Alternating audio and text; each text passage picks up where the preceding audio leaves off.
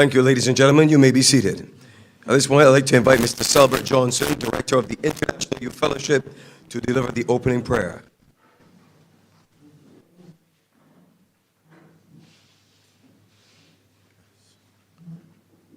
Morning, everyone.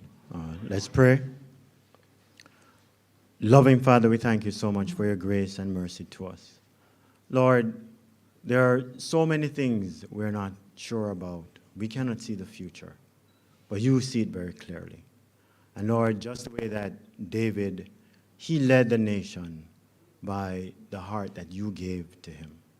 And also when we see Solomon to a lesser degree, he received a specific wisdom from you to guide the people.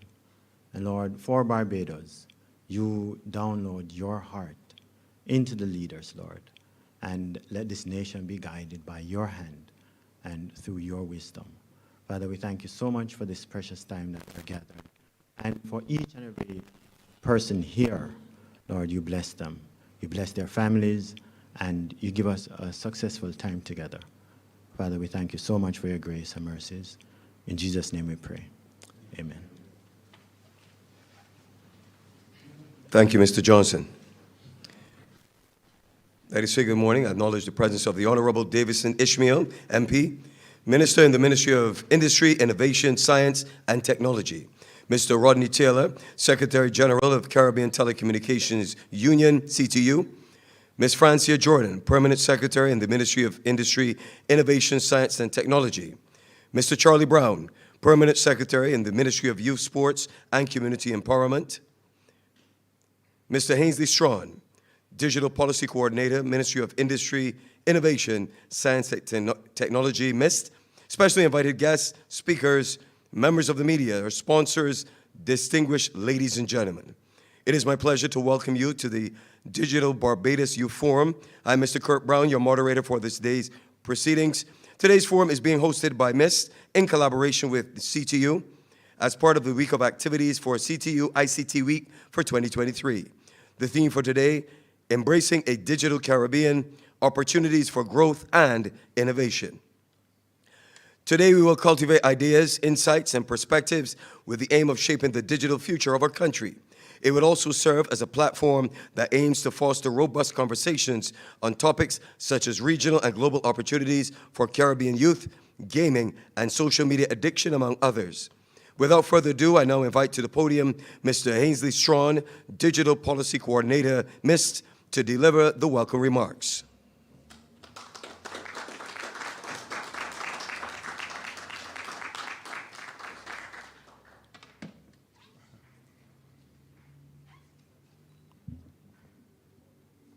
Good morning, all.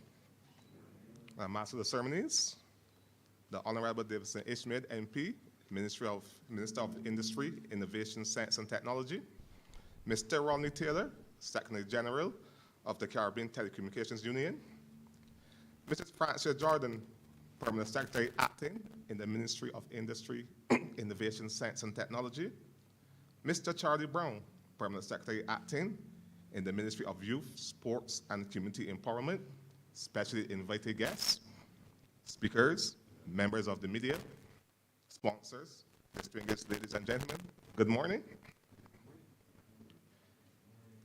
It is my pleasure to extend a warm welcome to you all at this Digital Barbados Youth Forum.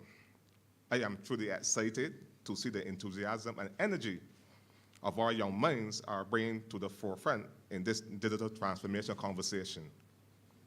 This forum is a testament to the organizers' commitment to engaging the youth and shaping the digital landscape of Barbados and the wider Caribbean. In a world where transformation potential of technology is nothing short of remarkable, we find ourselves at a critical juncture. This forum aims to engage in a thoughtful discussion about the immense opportunity and challenges that lies ahead for the youth of Barbados and the wider Caribbean. In a world where transformative potential of technology is nothing short of remarkable, we find ourselves at a critical juncture. This forum aims to engage in a thoughtful discussion about the immense opportunities and challenges that lies ahead. As we navigate through the session addressing regional and global opportunities for Caribbean youth, emerging technologies, gaming and social media addiction, and the National Training Initiative, we are poised to explore a plethora of critical topics that aligns with our collective vision for a digitally empowered future. Our emphasis on emerging technologies underscore the needs for adaptability and continuous learning, while discussions on gaming and social media addiction will shed some light on the responsible use of these powerful platforms. The spotlight on regional and global opportunities for Caribbean youth affirms our commitment to creating an interconnected and prosperous future for our region. And finally, the National Training Initiative is a testament to Barbados' dedication to equip our youth with the skills necessary to thrive in a digital age. I encourage each of you to actively engage, challenge the status quo, and contribute your unique perspective to the discussions ahead.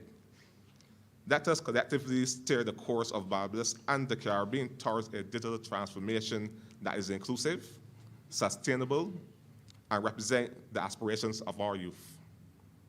A special thanks to you, the Caribbean Telecoms Union, and the Ministry of Industry, Innovation, Science, and Technology for hosting this forum. In closing, I wish you all a productive and enlightening day of discussions. Thank you.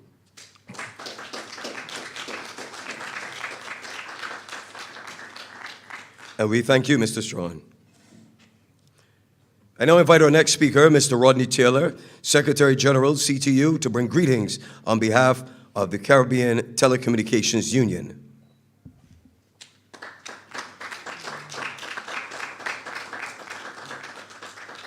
Thank you very much, Master of Ceremonies, Honorable Davison Ishmael, Minister in the Ministry of Innovation, Industry, Science and Technology.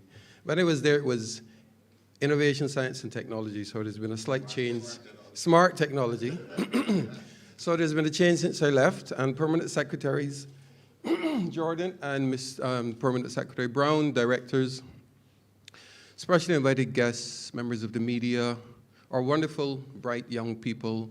Good morning. Okay, all right. There's some coffee at the back if you need it. So I'm really pleased to be here. I'm the Secretary General of the Caribbean Telecommunications Union. Have you heard about that organization before? If you have, raise your hands. Okay, 1, 2, not at the front. I know you all know. Okay, 2, good. But you've heard of CARICOM though, right? Good. And we are part of CARICOM. So the CTU is a specialized institution of CARICOM with a focus on information and communications technology policy in the region. It's based in Trinidad and Tobago, and it was established in 1989. And the objective is to ensure that from one country to the next within CARICOM, that we're taking harmonized approaches to things like artificial intelligence, telecommunications, 5G, 4G, cybersecurity, et cetera, so that we're working together within one common space.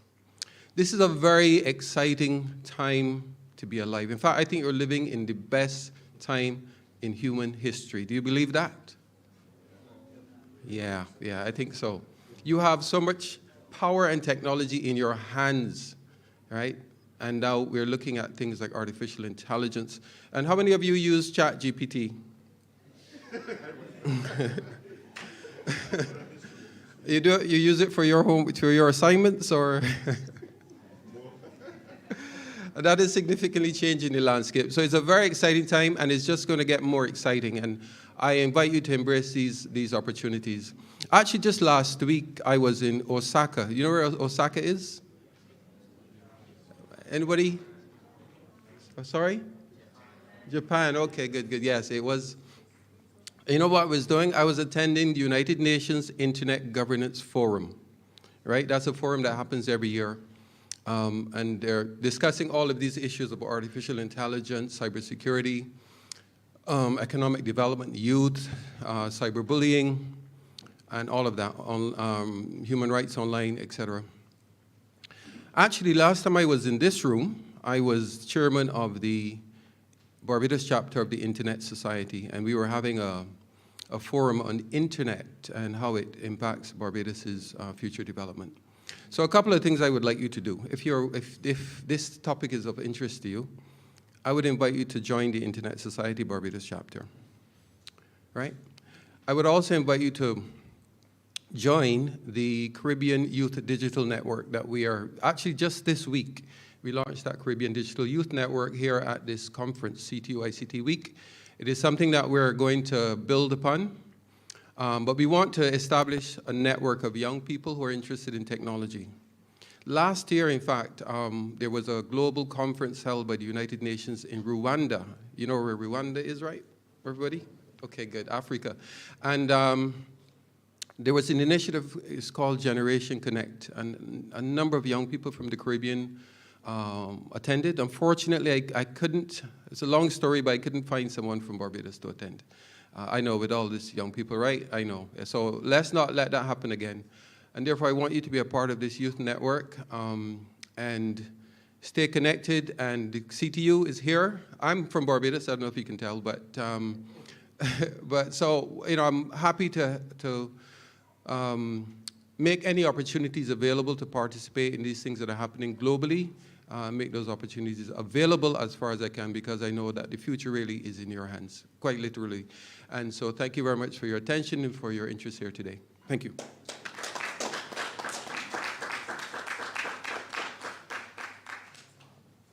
Thank you, Mr. Taylor. And now, to close out our opening, we now welcome our final speaker for this segment, Mr. Charlie Brown, Permanent Secretary with the Ministry of Youth, Sports, and Community Empowerment, to give the opening address to the forum.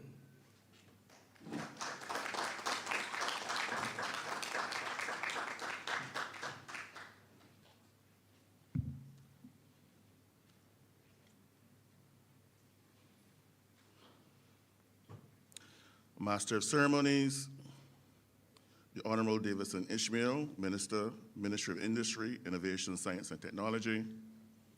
Ms. Francia Jordan, Permanent Secretary, Ministry of Industry, Innovation, Science, and Technology. Mr. Rodney Taylor, Secretary General of the CTU.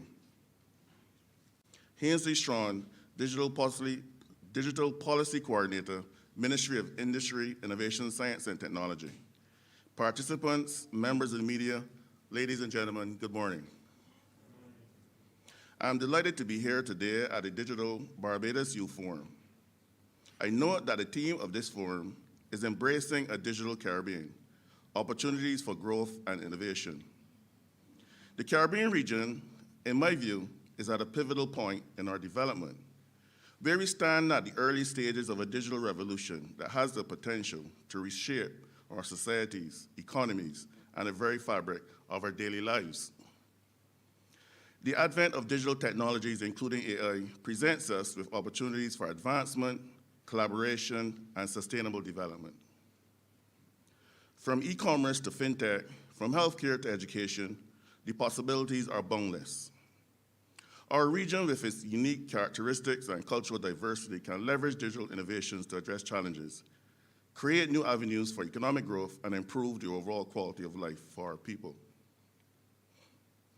Digital transformation is about enhancing and expanding the digital infrastructure, such as broadband connectivity and mobile networks, to improve access to the internet and digital services. It's also about e-government, which is the implementation of electronic government services to make public services more accessible and efficient for our citizens and businesses. E-commerce is another component of digital transformation, which is investing in digital commerce and online business to boost economic development, and most importantly, is about digital inclusion, which is ensuring all segments of society have access to and can benefit from digital technologies, thereby bridging the digital divide. The CTU has over the years done a commendable job in advancing the digital revolution in the Caribbean region. But I must say that under the leadership of the current Secretary General and his team, there's an even greater push for digital transformation that is not just technologically advanced, but socially inclusive and economically robust. An example of this is the effort to reduce roaming charges in the Caribbean region to facilitate the CARICOM single ICT space and the single market and economy. So thank you, Mr. Taylor.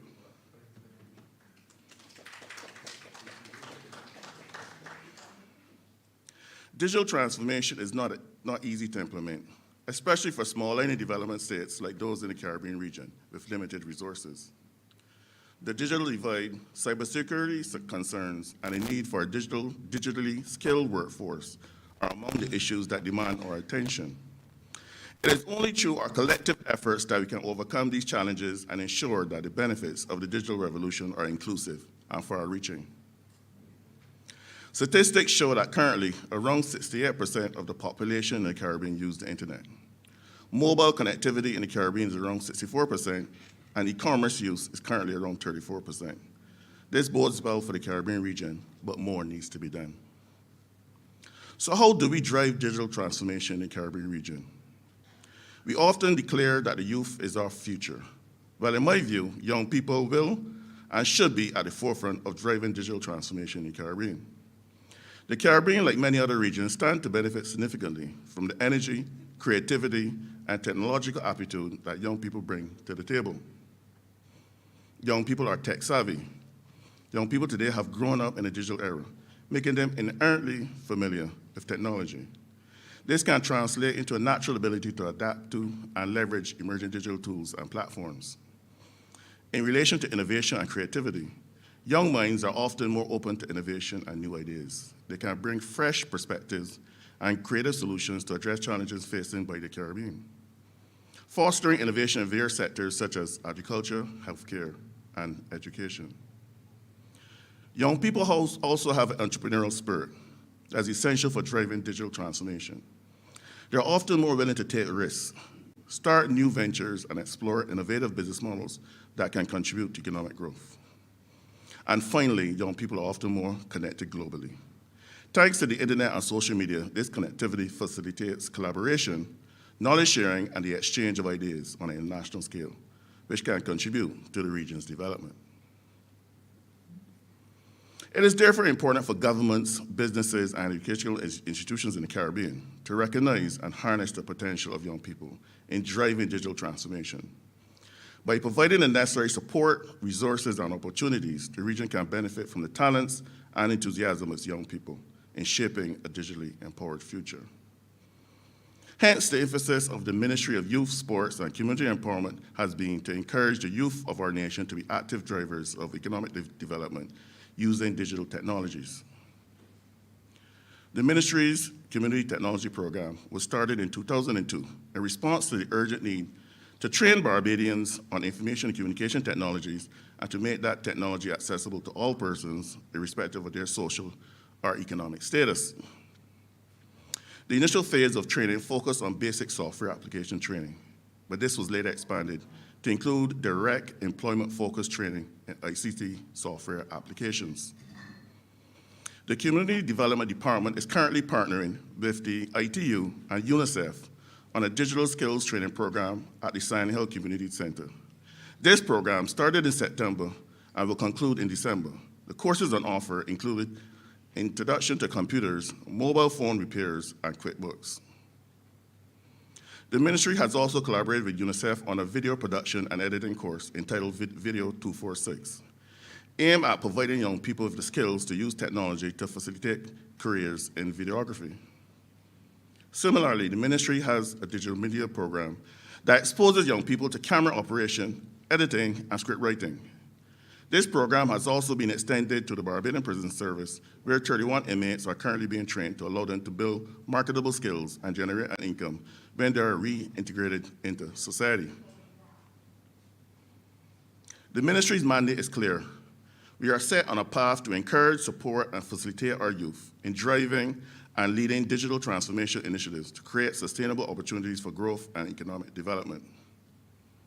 I wish, on behalf of the Minister, the Honorable Charles Griffith, to thank our various partners for their commitment to the digital transformation and to empowering our youth. It is therefore clear that a collaborative approach is required if we are to succeed in digital transformation. Collaborations with organizations such as the CTU, ITU, and UNICEF are essential if we are to bridge the digital divide and transform our various economies. To the coordinating team for today's event, I thank you for your dedication and the work they have put into making this event a success. And I wish all participants today a rewarding forum. I thank you.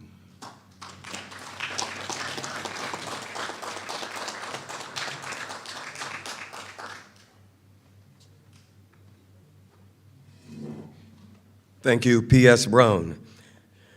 And ladies and gentlemen, just brief notes for housekeeping. Emergency exits are down the stairs into the main area and the washroom facilities. Ladies at the rear of the room and the gentlemen you use over here.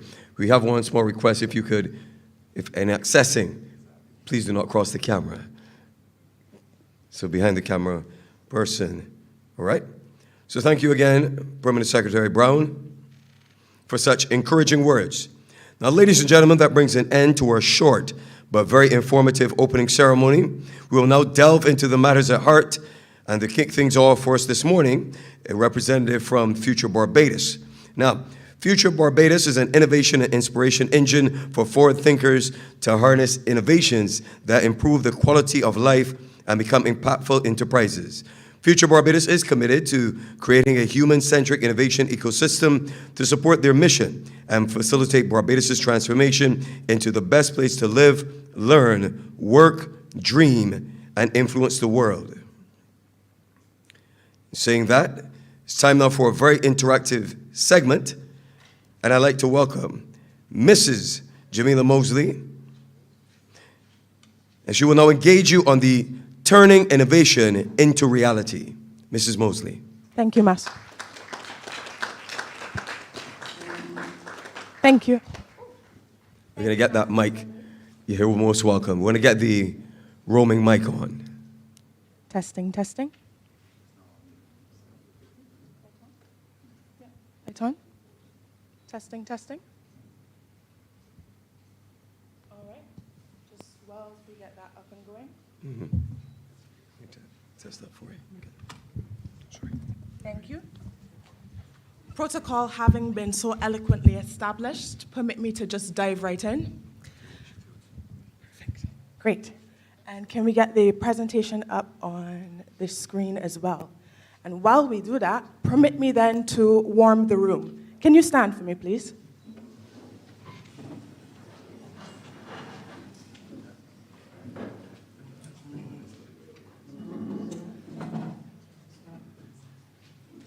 My name is Jamila. You can call me Jem. Throughout the next 40 minutes, I will stick to the time planning team. I will. For the next 40 minutes, I will guide you through a very brief workshop about turning your innovation into reality. That means that I am heavily dependent upon you and your interaction.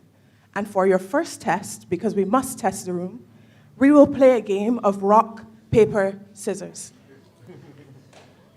Fortunately, because of how well the planning team has laid out the venue, you're already in groups. And so you are looking at your team members. Just for clarity, the instructions for rock, paper, scissors are rock, paper, scissors. We're not going to say shoot. 1, 2, 3, and then you go. My instructions are quite simple. The outcomes are entirely dependent upon how you play the game. That includes you awesome gentlemen at the head table. And so, we will do one quick test for the room. Ready? Rock, paper, scissors. 1, 2, 3, and then you choose. Perfect.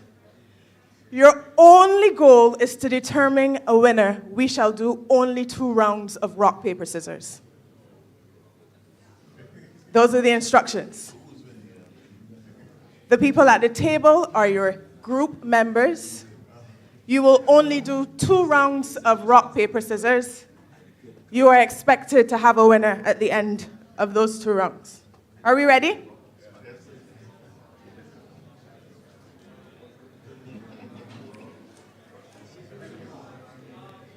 All right, round 1. And I will just count down from 5, 4, 3, 2, 1, and then you go. 5, 4, 3, 2, 1.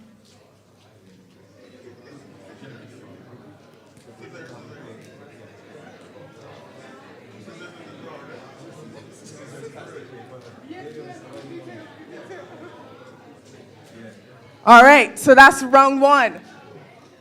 How many people know how to play the game that they're playing? Good. And so, if I have a rock And you have scissors? Show me scissors. If I have a rock and you have scissors, then I win. But if I have paper and you have scissors, then I lose. That's how the game goes. And so we play one more round of rock, paper, scissors. Ready? 5, 4, 3, 2, 1.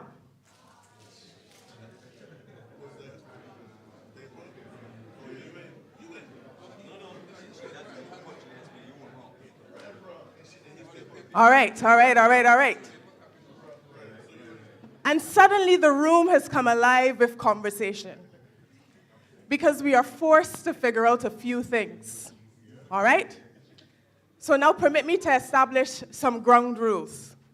The first ground rule is that I will not shout at you despite how wonderful this audio quality is.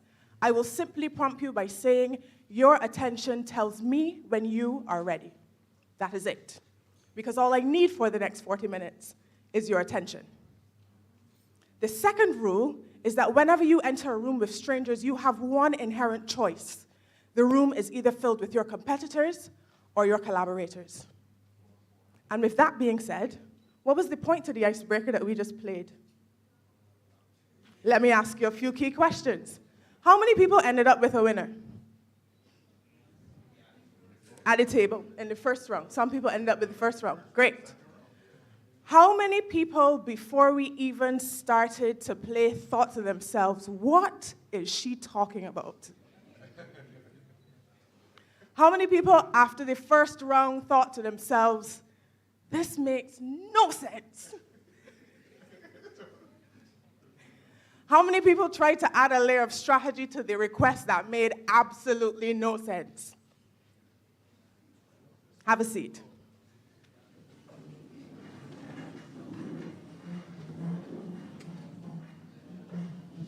As a nation and a region, we are asked to solve mammoth tasks. Solve for resilience. I will not knock this over, I promise. Solve for resilience. Create an innovative and enabling environment that drives the national transformation of Barbados, but also extends into the Caribbean region in a way that is harmonized and felt at all levels of society. And then I will speak to you, at least per the agenda, on how to turn innovation into reality. And these large tasks require several strategic subtasks that on a fundamental basis require you to understand why you're playing the game in the first place. And so the first observation is that I did not play the game. So how can I understand your plight if I'm not even in the midst of it? The second observation is that we were all not on the same page, not even close, because the instruction was bogus to begin with. It was intentional. And so that inherent voice that says, this makes no sense, was important. And what I require of you throughout this entire process is to challenge everything that you hear. Because your world is currently filled with so many platforms and so many voices and so many biases and so much fake information that seeks to change and alter how you are to move and interact throughout this world. And then on a fundamental personal level, as young adults, I class myself in that category today, as young adults, you are navigating your own personal development journeys. And that in and of itself will require you to rely on your inherent ability to be able to assess when something is bogus and when it is not. And so for your next task, you are required to have a notepad and a pen, which the amazing coordinators have provided you with. Question for the room, how do I navigate my slideshow?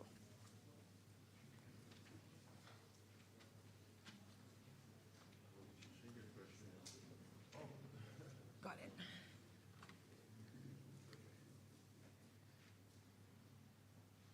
Let's test it.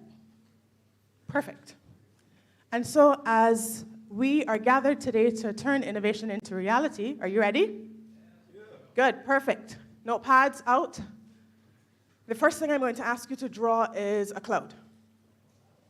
A cloud. Just draw a cloud. A cloud. Cloud, like that in the sky, a cloud. Mm-hmm. Like all of them in the sky because Tammy is coming. Yes, clouds.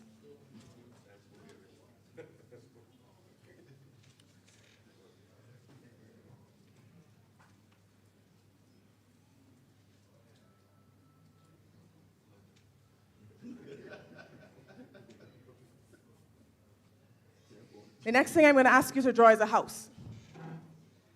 I'm not looking for Picasso's, just a house. Nice outline.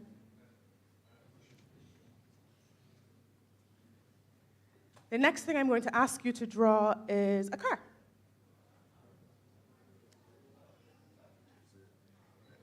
A car, yeah. Toot toot. Car. All right. Can you now draw reality?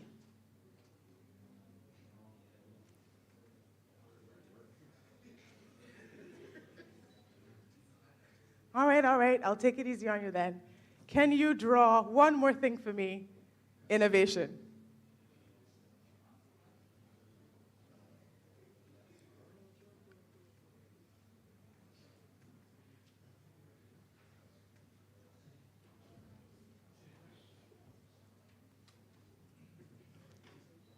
All right, stop drawing. How many people got an ovalish shape with a few ridges for a cloud? Good, perfect, perfect. No Picasso's needed. How many people got a triangle, a square stacked, or a triangle, rectangle stacked to represent their house? Good, perfect, perfect, perfect, doing well. How many were able to draw a car oblong shape, makeshift wheels?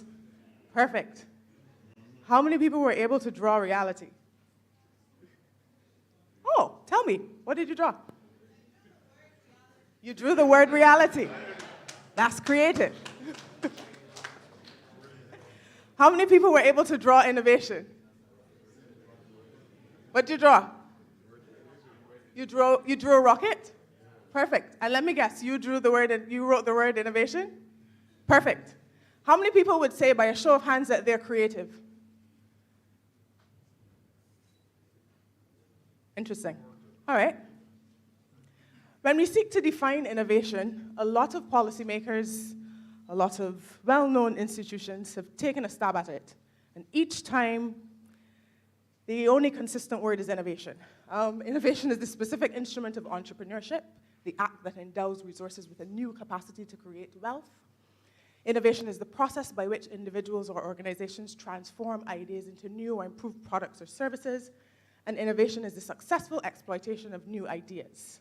The last one is a bit of a strong definition. For us today, innovation is the process of creating and implementing new ideas, products, or processes that bring value, especially as we begin to talk about digital transformation throughout the sessions that you will experience today. National innovation refers to the collective effort or the collaboration that we have heard about over and over again this morning, yes, refers to the collective effort of a country to encourage and support creativity, invention, and the development of new ideas and solutions. And of importance, of course, at the national level, that is intended to drive social progress, global competitiveness, and stimulate economic growth. When I asked you who felt in the room that they were creative, majority of you raised your hands. For the purposes of the work that we do at Future Barbados, we like to think everybody's creative, but not everybody's artistic. An example, if Kirk were to take this microphone and sing, it would sound a lot better than if I made an attempt. That is inherent artistic ability. Artistic ability is a subset of creative ability, but creative ability is something we all have. The ability to create and generate ideas or reframe our perspectives to be able to change something around us. And so innovation is the creative ability to disrupt and redefine the world around us. Disruption seems a bit harsh, especially within our global political climate, but disruption is as simple as the person who invented this microphone thought it was best to have this invented as opposed to me raising my voice and shouting at all of you across the room. The person who invented paper thought it was necessary at the time instead of us writing on stones. And so for each time that we have existed, generations before us and generations to come, there will always be some degree of disruption. It is necessary. It is how we progress. You are living in a time where disruption is enabled by generative artificial intelligence. It is enabled by disinformation. It is enabled by the nuanced approach to the metaverse and Web3. It is enabled by your peers on Twitter. That's just how your world is moving. And so, your creative ability to shape the world around you is not necessarily linked to your artistic ability. And so, for the purposes of this session, I implore you to join me in thinking that we are all creative as well. What do the numbers say for Barbados? And this is the part that hurts me a little. The numbers for Barbados, when assessed from an innovative perspective, are a tough pill to swallow. They give rise to the opportunities that we have for growth and development from a strategic, innovative perspective. And so, when Barbados is analyzed, a lot of the statistics will have this acronym MSMEs. Those are the micro, small, and medium enterprises. We like to think of those as the backbone of our economy because they drive our local ecosystem. And so when we are assessed, it is not shocking that we do not have a lot of large firms, and it makes sense that we have small firms. But when we look at how innovative we are in comparison to our peers within the region, we do not rank as high as we ought to, and that is because for the pace at which development has been occurring, there has been a deepened digital divide, which you heard about just before I spoke, that has implications for small firms and have implications for you. And so on the very micro level outside of the MSMEs, it is what do you do as individuals to drive innovation and innovative development so that that collaborative effort to shift the culture and the mindset is occurring in your everyday lives and not just on ChatGPT. So in order to make innovation a reality, it all boils down to how well we solve problems. Problem solving. How many people, by a show of hands, think they're good at solving problems? Okay, that's interesting. How many people don't think they're good at solving problems? All right, okay. How many people felt like they were taught how to solve problems? And so when we approach innovation, how many of you would say that you've been taught how to solve the problem of innovation or the problem of innovation opportunities? Which makes me your first teacher, and that is just awful, friends. And so I will try my best. What I think is necessary for the work that we do is building something called creative confidence. It is the ability to understand at the base level how to solve problems. It is what the minister does every single day and is currently doing now. Problem solving is a part of our ecosystem of development. And so when we apply the design thinking methodology, it is a problem-solving approach that emphasizes empathy, creativity, and iterative prototyping, which is a very nice way of saying you will fail, but you gotta keep trying. So the product will be established or the process will be established and it won't be perfect, but you have to keep going at it again and again and again, seeking to improve it. Critical importance to design thinking is understanding the user's needs, redefining the problem scope, and generating innovative ideas through collaboration. Understanding the user's needs goes well beyond surveys. It is understanding their end-to-end experiences, what their pain points are, forecasting from that perspective. Redefining the problems. What I think the problem was for you at the beginning of the session, for rock, paper, scissors, I could have said, oh my gosh, they just didn't hear me at the back.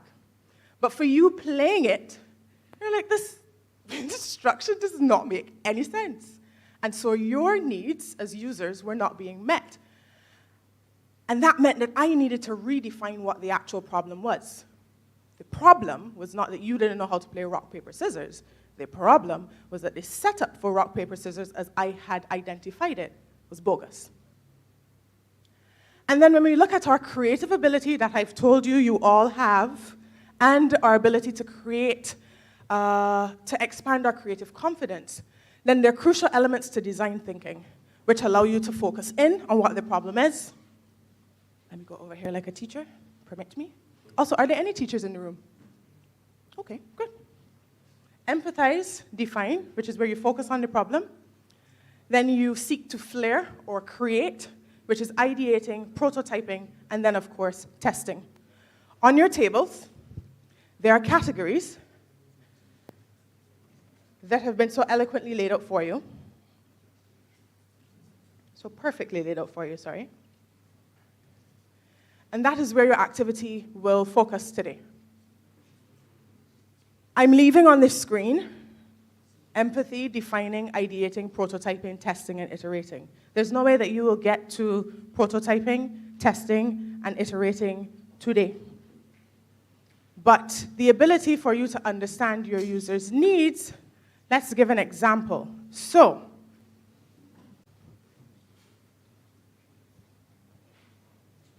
for a table with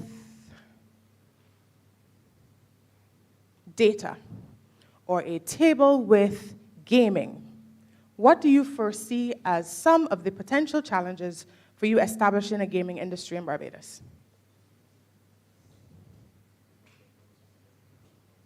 Does one exist? So then the first challenge is that we need to find out whether one exists or not. For AI architects, do you have a national AI policy that you can pull up now on Google to be able to figure out how to build your innovative AI solution? Do you have specialized classes in artificial intelligence adoption that allow you to be able to map your AI ecosystem? Do you even know when artificial intelligence was invented? So there are problems. These are very cute, by the way, but they are problems. And so, as I move around the room to each of your tables today, we will seek to identify a problem based on the topic or area directly in front of you. We will then seek to define that problem specific to one user, not everybody, to one user, one use case. And then we will make a grand presentation to the head table, telling them how best we think we could solve that problem. And that part is not made up our test. That presentation can be 30 seconds long or 1.5 to 2 minutes long. It is entirely dependent on how nervous you feel the closer you get to the front. Are we ready? No, which is good. Let's get started.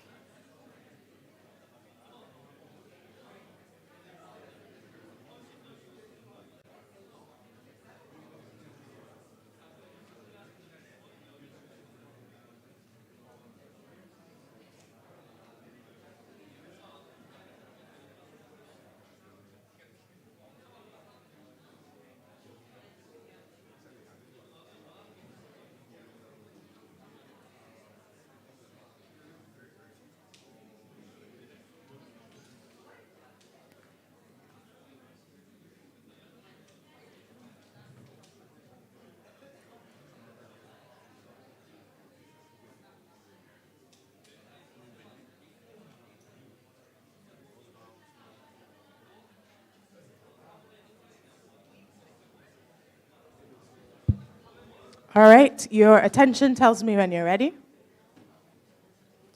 Your attention tells me when you're ready.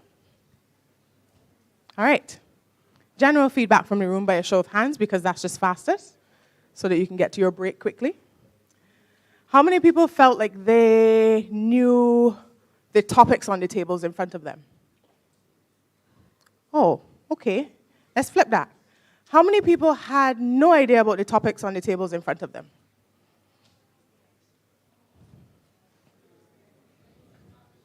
All right. How many people felt like they, as a result, couldn't even complete the exercise properly?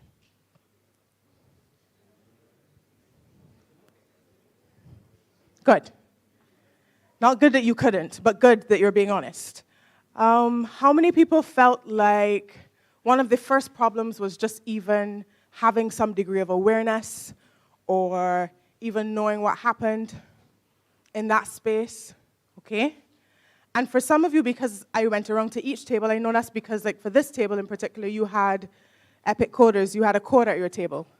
And so the Epic Coders table was able to interview/grill their team member on some of the challenges that he would have experienced when he was a coder. And so that allowed the Epic Coders table to be able to empathize with what their end user would have been. And then, for those of us that were not even aware of the topic that we are impacted by, aren't we then the users who are a tad bit confused? All right. And so sometimes the first point of empathy is ourselves, giving ourselves a little bit of compassion and grace because we don't know what the heck is in front of us right now and how to tackle it. And for some of us, we struggled in the room with saying, I don't even know what this is. Some people told me right off the bat, I don't know this topic. Other people said, I have Googled it. Some people said, you could tell me what this means. And so the first point for any user is recognizing that you could be the user yourself. You could be the user of artificial intelligence. You could be the Epic Coder. You could be impacted by the crypto engineers. And so the empathy starts here.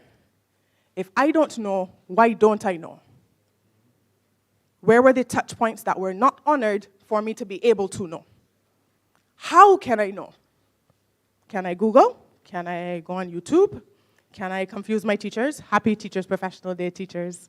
Can I confuse my teachers about teaching me a little bit more about this? Can I create clubs? Can I join the groups that are available for us to join and learn and know and build capacity? Can I agitate for deepened policy engagement at a level that allows me to be able to expand and grow and develop in these new and emerging sectors? All things that we can talk about. And of course, the test was whether you would actually have to present to the head table or not. That was not going to happen either.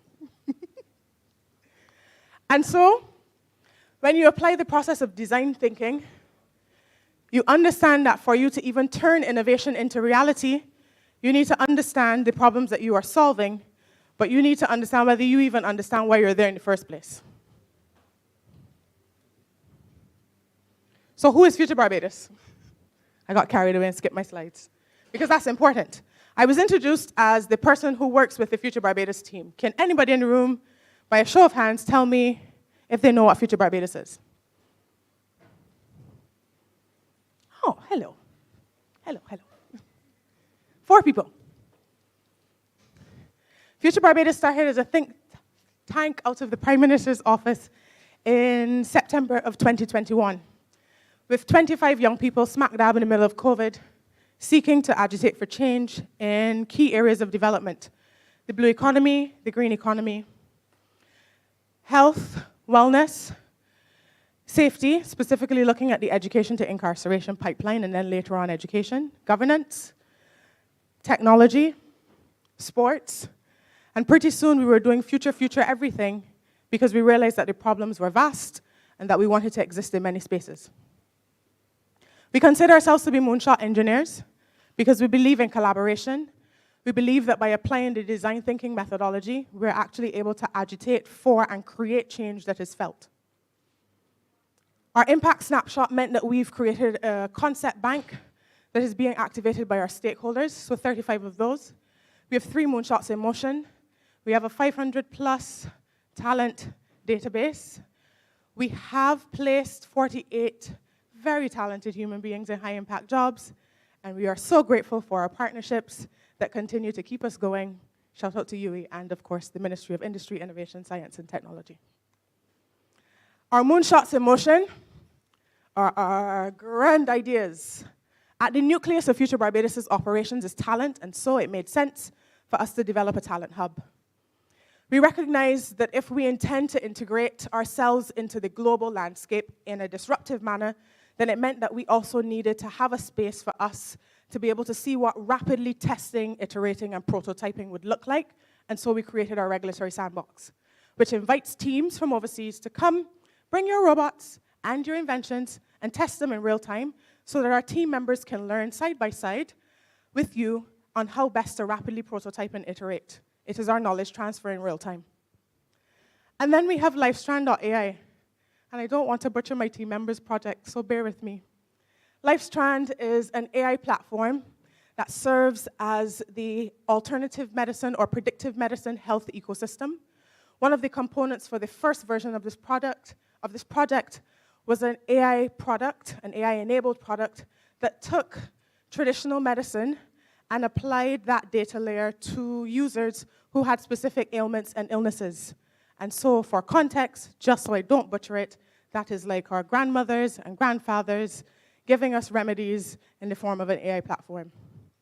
And then the last project, which is the biggest project of them all, is a hard and a soft infrastructure project. It is called Future City. And we've started our public engagement, so hopefully you will hear and know more about us very soon.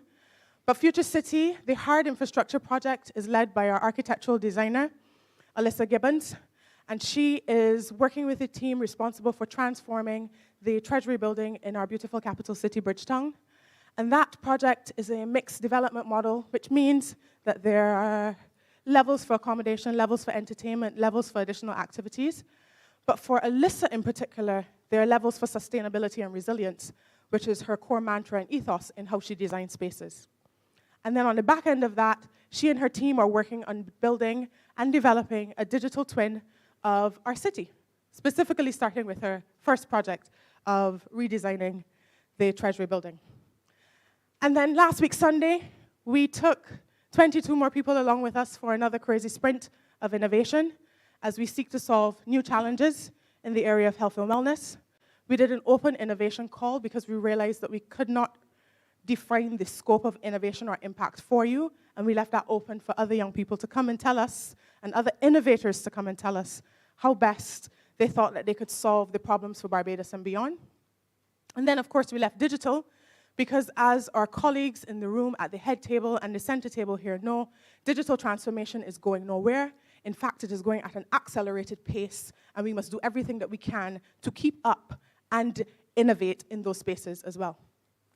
And that is what Future Barbados is. Your next steps then as individuals, with the same next steps that we share with everybody, embrace curiosity. Sometimes when you enter rooms, particularly like these ones, you get a little bit nervous. I don't know this. I don't even know that word that she just said. I am so confused. I really want something to drink. And so the thoughts start to go around and around and around and around. And as they do, also embrace the curious ones. Why does AI exist? Why do we need to know about data? Why is it even important for us to be here in this moment having these discussions? And let that curiosity lead you to credible sources so that you can continue to learn beyond these spaces. That is supposed to say keep an idea journal, and that's why it's important not to type presentations at 3 o'clock in the morning. And so keep an idea journal, because that's also helpful. Network and collaborate. And we had the asterisk for network because sometimes that means showing up and just talking, small talk, and then leaving. But network with your peers in spaces where they are actively working on the problems that they're trying to solve as well. And that requires some degree of grassroots mobilization. UE has their Give Back program, but get involved in spaces where the impact can be felt. Collaborate, because you don't know everything about the problem that you are trying to solve. Take several small risks to build your risk appetite. You have to take risk in order to be able to change and shift. You have to step outside of your comfort zone. And then, of course, learn from failure. And this is always the hard one, because it doesn't always work. And then you have to go back at it again and figure out whether it is even necessary to keep building in the way that you are currently building. And that is all for me today. The last thing I'll leave you with are a few resources, and I'll leave this up on the screen so that you can take a photo of it. But any podcasts, books, or courses, you can also send us an email, team@futurebarbados.bb. We're always happy to share resources with you. Thank you for your time and your attention. And we thank you as well, Mrs. Mosley. Very interesting workshop, interactive as promised. We will now have a photo break followed by light refreshments, and then we will resume approximately 11:15. Please indulge us while we take a few minutes to take some photos with our speakers and specially invited guests. We have a musical rendition of our very own, the Band of the Barbados Police Service, and I would like to invite the head table to their photo area. This is outside the venue in front of the 3Ws Oval. Honorable Minister, who I must notable mention, youngest minister currently right now. This is the Year of the Youth, people. So, Year of the Youth, 2023, and the youngest member of parliament right now. Round of applause to ladies and gentlemen. Pioneer in the youth. So, Minister, if you could please join Mr. Rodney Taylor, Permanent Secretary, Charlie Brown, and Mr. Hazeley Strawn for that photo in front of the 3Ws Oval. You're welcome, sir.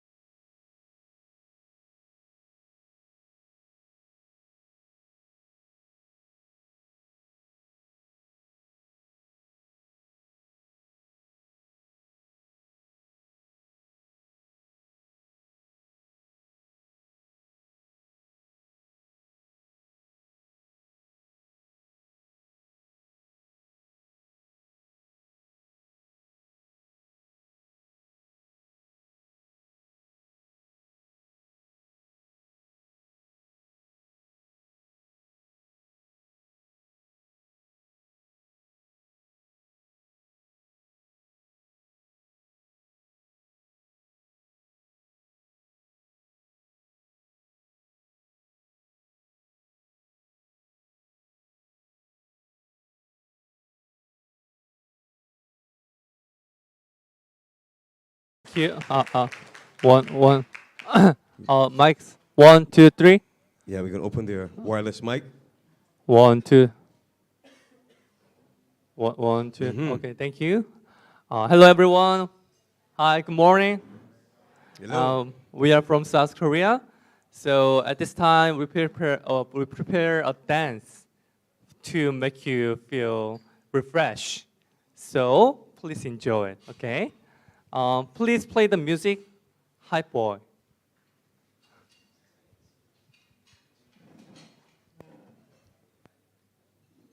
I just wanna hear you from the phone right now. I just wanna hear you mine. 'Cause I know what you like, boy. You're mine. Can't make you like, boy. 내 지난 날들은 눈 뜨면 있는 cool. High boy 너만 원해. High boy 내가 전해. And we can go high. 나도 봐야 이렇게 봐. Take it to 준비하시고 쏘세요. That I like that. 기분 좋아, baby. 흔들어줘 우리 아래로. 1, 2, 3 to the 4. That I like that. That I like that, baby. That I like that. It's like that. That's all. That I like that. That I like that, baby. That I like that. It's like that. That's all.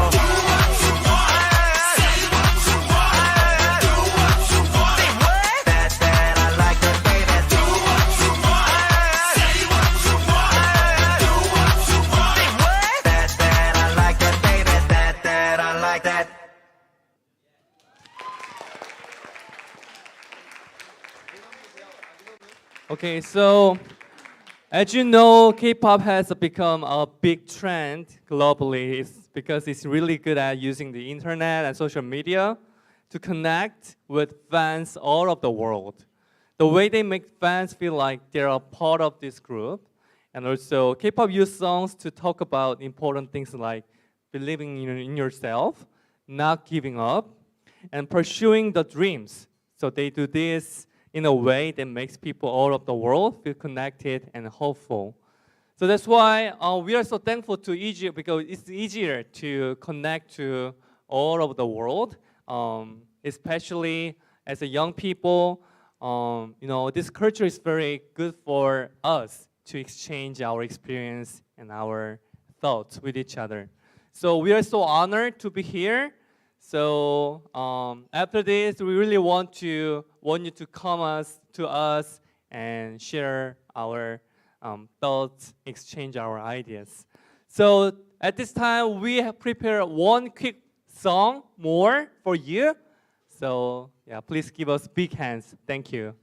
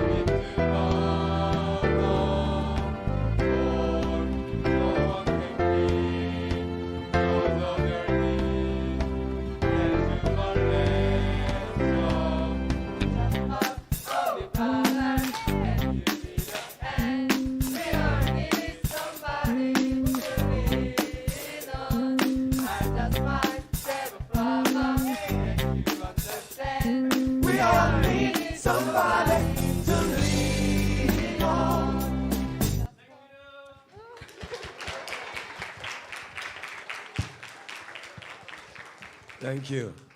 Thank you to our participants from South Korea, of course, giving us some energy and a little taste of their own unique talent. So welcome once again back to all our participants, online and in person. Now it's my pleasure to welcome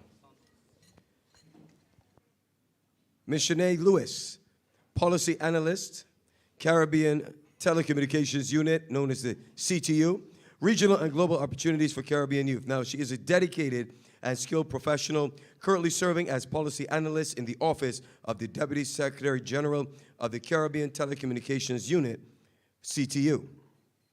With a versatile skill set and a strong educational background in engineering and computer science, she has demonstrated her ability to work efficiently and effectively, both as a team member and independently as well. Ms. Lewis began her journey with the CTU as an intern while pursuing her bachelor's degree in computer science at the University of the West Indies. She quickly exhibited her dedication to excellence, completing projects and working directly with the Secretary General to gain new skill sets. In addition to her work experience, Ms. Lewis holds a bachelor's degree in mechanical engineering, as well as a bachelor's degree in computer science, which has equipped her with a unique set of skills that complement her strong interpersonal abilities and determination for self-improvement. Let's give a warm, rousing round of applause. Nice welcome this morning.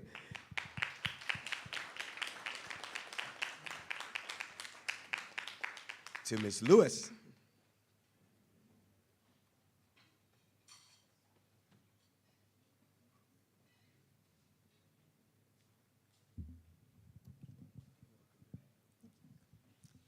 Good morning, everyone.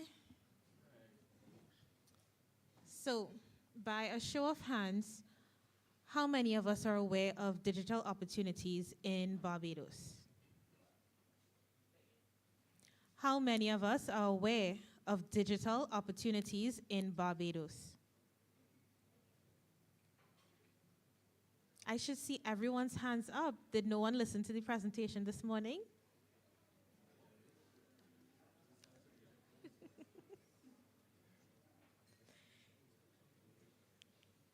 So does this mean, okay, hands down, how many of you are aware of opportunities in the region? I see a few hands. Good. So, is anyone familiar with this organization? So this is the logo of the ITU. The ITU has many branches, so familiarize yourself with this logo. The International Telecommunications Union, ITU, is the United Nations Specialized Agency for Information and Communication Technologies, ICT. It was founded in 1865 and is committed to connecting the world by supporting and protecting everyone's right to communicate. It's an arm of the UN and has membership of 193 member states and some 900 businesses, universities, and international and regional organizations. This includes UWI Cave Hill School of Business and the Caribbean Broadcasting Union in Bridgetown. The ITU has developed a youth strategy to encourage youth participation in their programs, events, and activities, which all promote youth-related policies and engage in regular dialogue or consultations to protect, to build towards concrete actions identified by youth. One of these programs is Generation Connect. Youth from across the globe came together in Kigali, Rwanda, where they learned and worked together. The results of this program was the creation of a document called the Youth Call to Action. This presentation will be shared and made available on the CTU's event page for this event. I encourage all of you to read that document. Now, what you see in front of you is the delegation for the Americas. Within that delegation was a Caribbean delegation. The global youth were engaged and empowered with skills and opportunities to advance their vision of a connected future.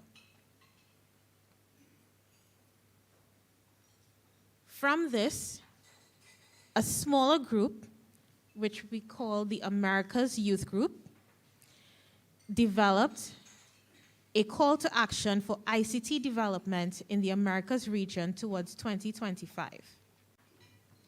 They identified 5 main priorities: capacity development, digital inclusion, digital innovation, ecosystems, digital services and applications, and network and digital infrastructure.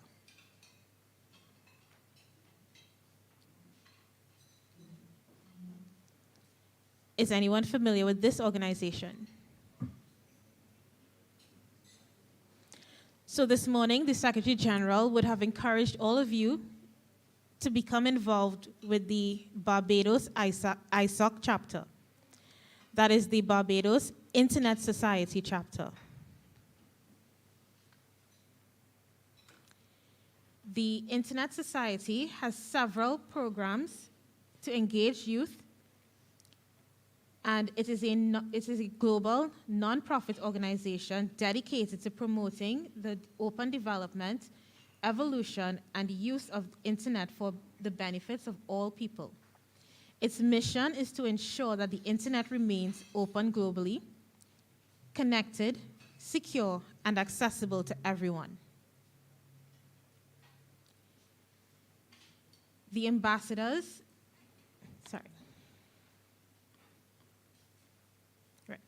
So they have policy programs, the Youth Ambassador Program, and the Learning at ICT, Learning at the Internet Society.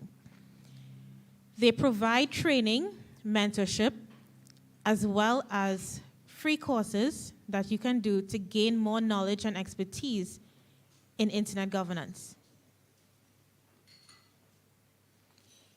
Each year, 15 young persons are chosen to participate in the Youth Ambassador Program, equipping the next generation of internet leaders to collaborate on and innovate for a better world.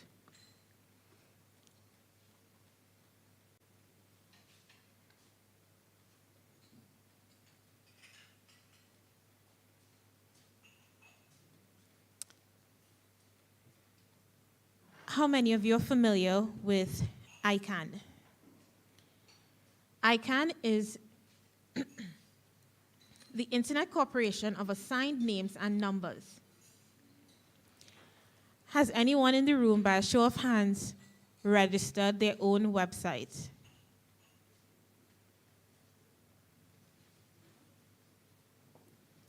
Have you looked at the website names and wondered, why can't we have .eco to represent an eco business? So ICANN is responsible for coordinating and managing the domain name systems, which translates to IP addresses that computers can use to locate each other on the internet. ICANN sets the rules and policies for registering domain names with generic top-level domains such as .com, .org, and .net. ICANN works towards a stable and secure operation of the internet infrastructure. They have a youth program called NextGen,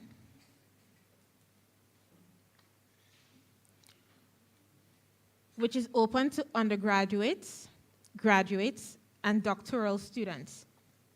You must be 18 to 30 years of age, living or studying in the region of the upcoming ICANN meeting. You must also be able to attend said meeting and make a 5 to 10-minute presentation. The goal of these ICANN fellowships is to support and prepare participants to become active in the ICANN community. These fellowships cover transportation, accommodation, and you receive mentoring and training across different areas of knowledge and skill building.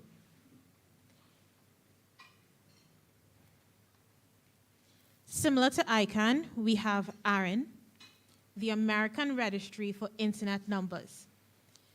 It is a regional internet registry responsible for the allocation and management of internet protocols, IP addresses.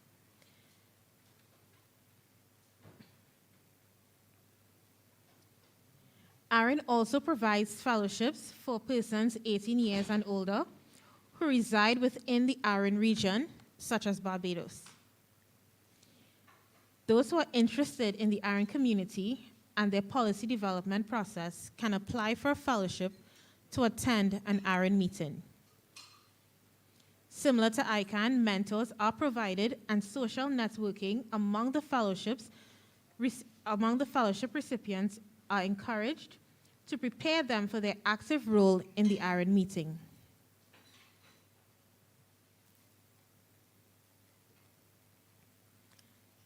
The Caribbean Telecommunications Union, CTU, hosted this week its first regional youth network meeting, which aims to create a regional network of youth to encourage youth involvement and participation in regional and international ICT and technical issues. The mission of the youth network is to equip Caribbean youth with the necessary skills, knowledge, and opportunities to become innovative leaders in this digital age. The CTU aims to support the creation of a generation of digitally equipped and empowered youth who will drive sustainable development and growth in the Caribbean. This network would then be able to contribute to the Caribbean Youth Internet Governance Forum, which is the youth arm of the Caribbean Internet Governance Forum, which took place a few weeks ago.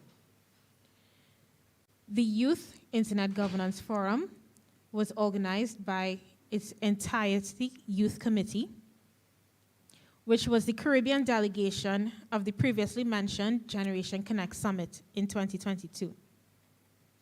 The CTU advocates for all its Caribbean members, both regionally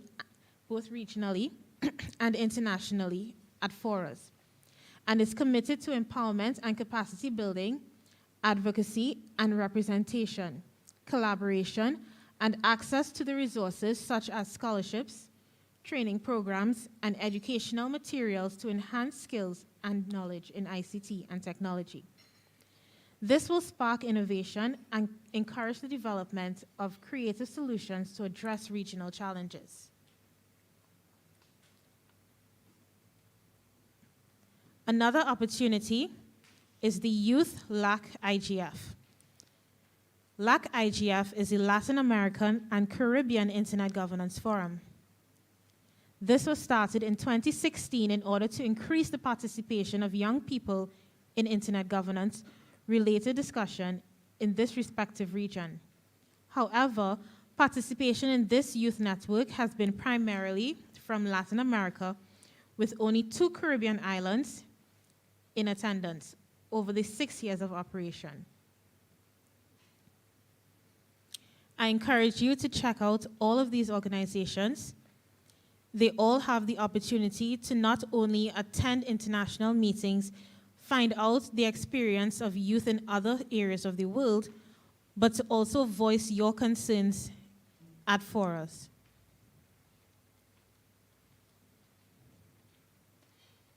For those of us who like to be hands-on, we have the OAS Youth Academy. The Youth Academy provides online training in transformative technologies, and they have partnered with leading innovators and educators to provide free introductory and intermediate courses for youth in the Americas. They provide courses on artificial intelligence, virtual and augmented reality, big data, and 5G Internet of Things. How many of us are interested in artificial intelligence?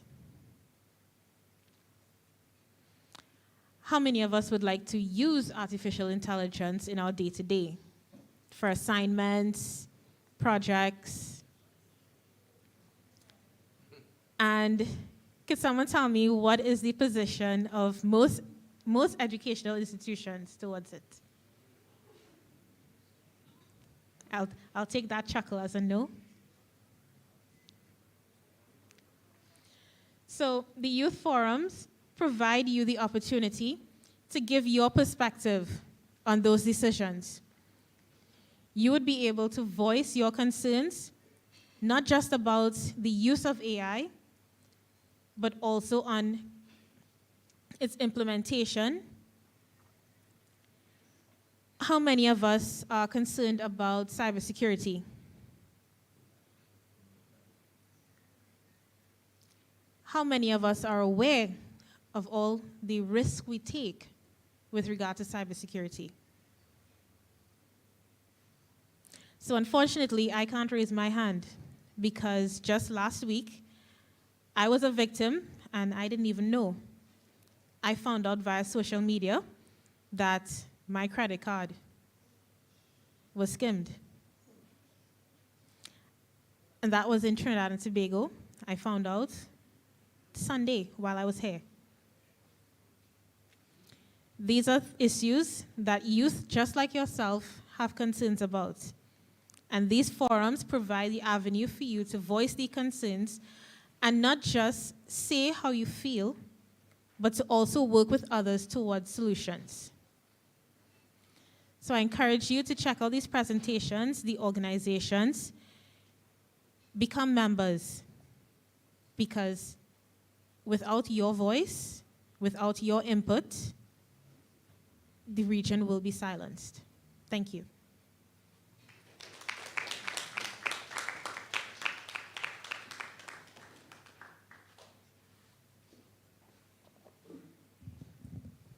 Thank you so much, Ms. Lewis.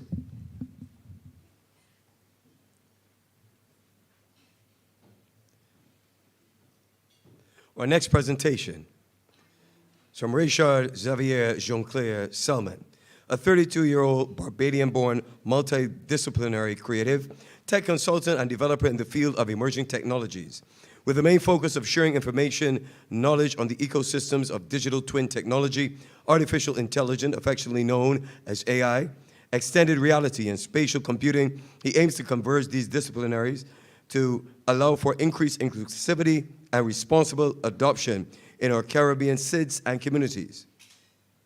In past panel discussions, lectures, and featured presentations, he's elaborated on the holistic impact of emerging technologies on a region's economic and sustainable development, with emphasis on AI and its impact on the developmental pathways provided to us by our digital ecosystems, the educational utility of extended reality and the value of LiDAR and digital twins, blockchain integration and smart technology, Web 3.0, and social media, digital assets, tokenization, NFTs, and the creative economy. He's also highly skilled in concepts related to cloud computing, cybersecurity tools, policies and frameworks, game development, digital marketing, graphic design, and project management. Ladies and gentlemen, let's welcome Mr. Rashad Selman. Good afternoon. Thank you so much, Kirk. Thank you very much. Just give me a quick second. Let me get my Prezi open up. Kirk is helping me here. Got you Lovely, covered. sir.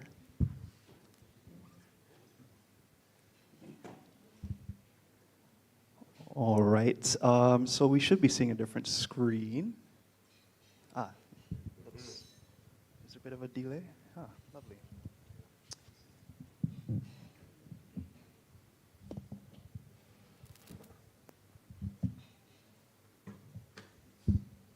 Okay, good afternoon, everyone.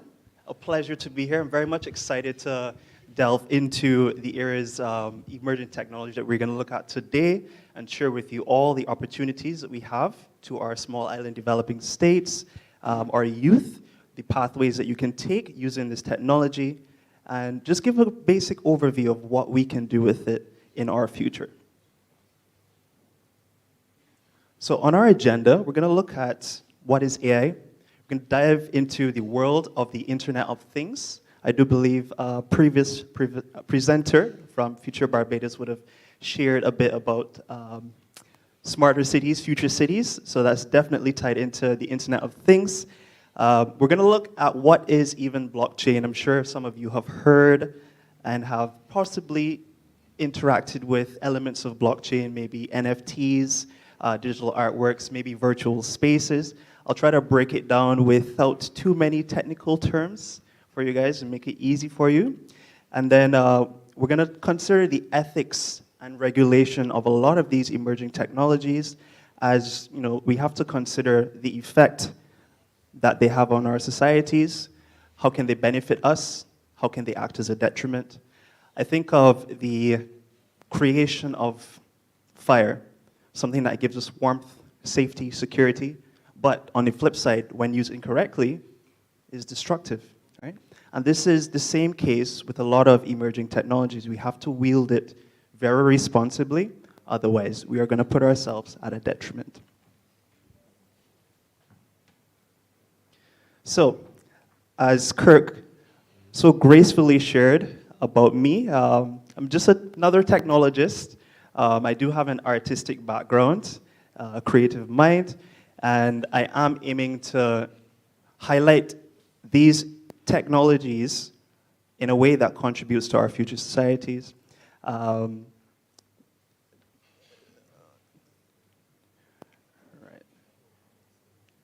And I want to also highlight the fact that AI, IoT, blockchain, augmented reality, virtual reality, they're all pathways into an educational field called STEM. I'm sure many of you are familiar: science, technology, engineering, and mathematics. So if you're definitely interested in this pathway, learn a tool, master it, and contribute to your society around you. Hi, I'm Danny R3AI. And today we're here to explore the components of the human heart using virtual reality technology and gamification. By immersing ourselves in a virtual world, we can engage in an interactive and exciting experience that brings the intricacies of the heart to life. The human heart consists of 4 main components: the atria, ventricles, valves, and blood vessels. The atria receive blood from the body and lungs, while the ventricles pump blood out to the rest of the body. Valves ensure one-way blood flow, and blood vessels transport oxygenated and deoxygenated blood throughout the body. Together, these components work harmoniously to keep our circulatory system functioning properly. At XR Lab, our aim is to revolutionize e-learning through gamification. We believe that by adding immersion and interactivity to the curriculum, we can enhance learning experiences and empower individuals to reach their full potential. Thank you for your time, and goodbye. All right, so you guys saw a few tools being used there. That is virtual reality, virtual environments, but for the sake of e-learning. But what else did you guys also see? One of the first things that we're going to highlight today, AI. So you just met Dani, my AI avatar. She's my virtual assistant that helps me to communicate and share on a lot of the potentials and opportunities of emerging technology. So as an application for e-learning,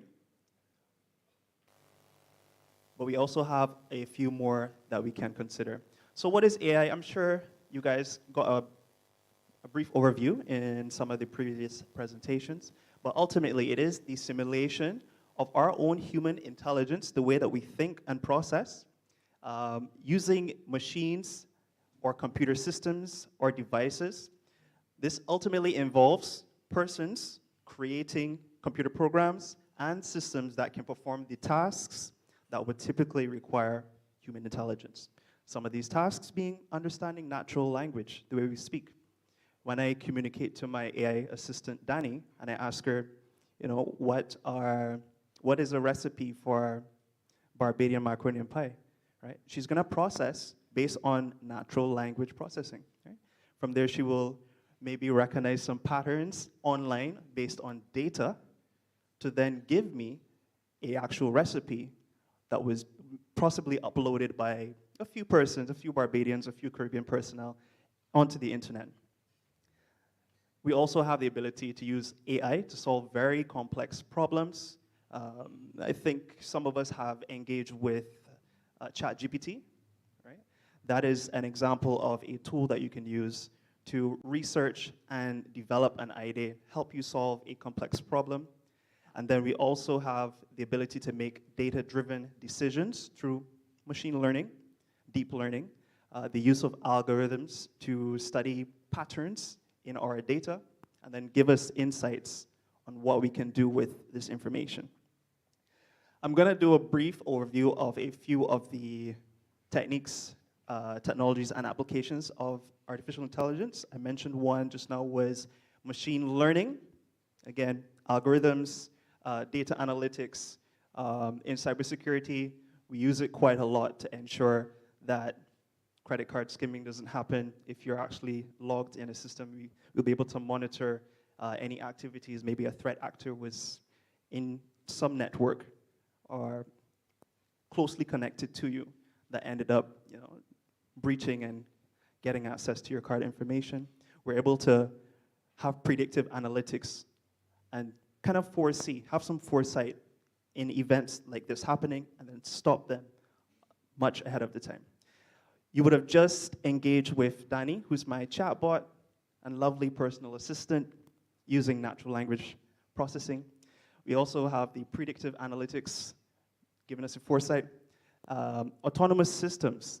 I'm sure many of you are familiar with Tesla, right? That is a vehicle that uses LiDAR sensors and IoT, belong to the IoT family, but then also AI through computer vision to monitor the space, right?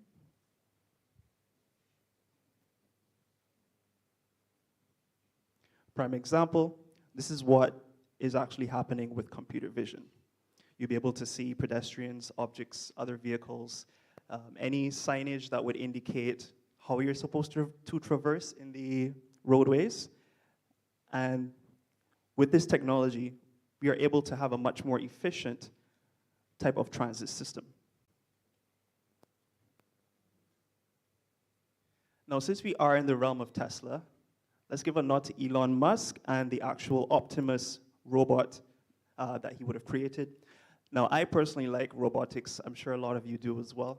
I do believe it's a field that we are invested in here in the Caribbean, specifically Barbados, but there could be a lot more opportunity for a lot of our youth to engage with programs that help develop their sense of robotics. So with the Optimus, Tesla would have gone through a few iterations of what it is, what it offers, but ultimately, what they're aiming to do is to highlight that our world is built by us, for us. So therefore, we must use the resources to benefit and contribute to our daily living. The Tesla bot, Optimus, is aimed to assist with that. It's supposed to be friendly. Perhaps there's a social element included with just having a conversation with a chatbot or robot in this case. And then ultimately, and I will highlight this, it eliminates the risk of a lot of dangerous, repetitive tasks. How many of us have actually passed a construction site and seen some of the personnel, the workers, having a little bit too much fun with the equipment, right? That's just a construction site. If you think about other realms of work, these things happen. And the reason is we are just human. We are just human in the way that we creatively solve, let's say, repetitive, boring problems. We're going to find creative ways to do things, to keep it interesting for us. But in that, it provides a risk.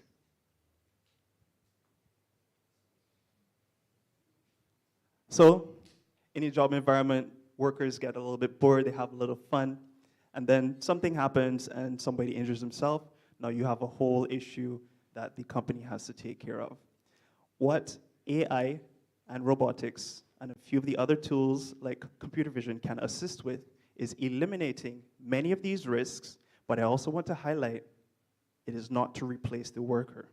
It is to augment and complement the work that is being done rather than replacement. That is how Terminator starts. So with that, the actual use cases, as you see, monitoring of our agricultural systems, personnel being able to use drone technology. All of these things require training, understanding of programming tools. I think one of these devices is about to go on standby.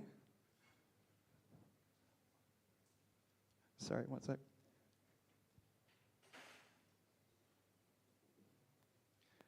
Yes. So instead of workers approaching work in a very generic manner, they now have the ability to use technology to assist them with their work, which means they must be trained, they must learn how to use these tools safely, which is a whole pathway of opportunity in and of itself. So I want to also dispel the myth that AI is here to replace all of us and to change our lives and to terminate us, because we have, in fact, been using a lot of these tools over a very long period of time. Many of us have used Siri. Many of us have used OpenAI ChatGPT, perhaps even Duolingo, a fine example of how AI complements education. Fitbit as well, how you take care of your health. The IBM Watson uses data analytics to monitor health data.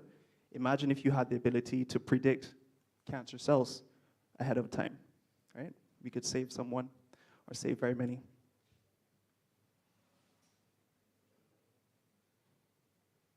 So we spoke about healthcare, we spoke about finance.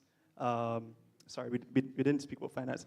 With AI, I can think of MasterCard that uses algorithms to ensure that there is no fraud, that would eliminate cases of card skimming, and to ensure that the right person that is accessing the service is verified by the data.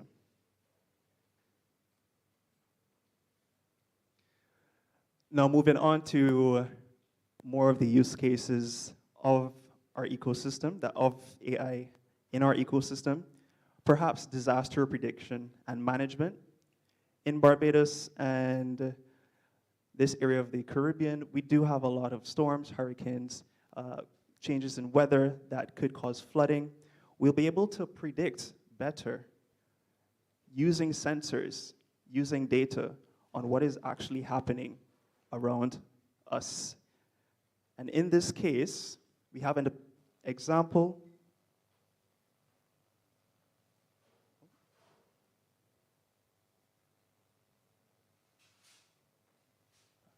Sorry.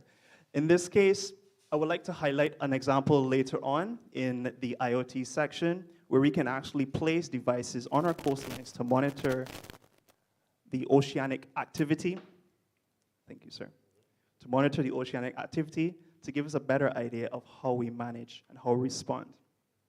What I will show you next is the application of AI, computer vision, and robotics in an agricultural setting, using these tools to assist farmers with being more efficient in their crop production. Here we have a solar-powered unmanned vehicle that uses AI to get rid of pests, weeds, any detriments to the crop production itself. These need to be trained, these need to be programmed, these need to be built. Instead of looking at these tools as something we import, each one of us can actually become engineers and create these robots, create the programming, the scripts that run to ensure that they're optimized, that they're not destroying the actual plants, that they're actually destroying the pests and the weeds that we do not want.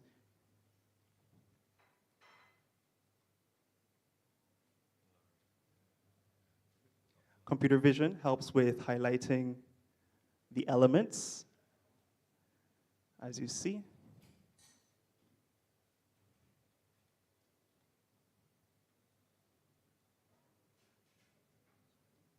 And that process is fully automated.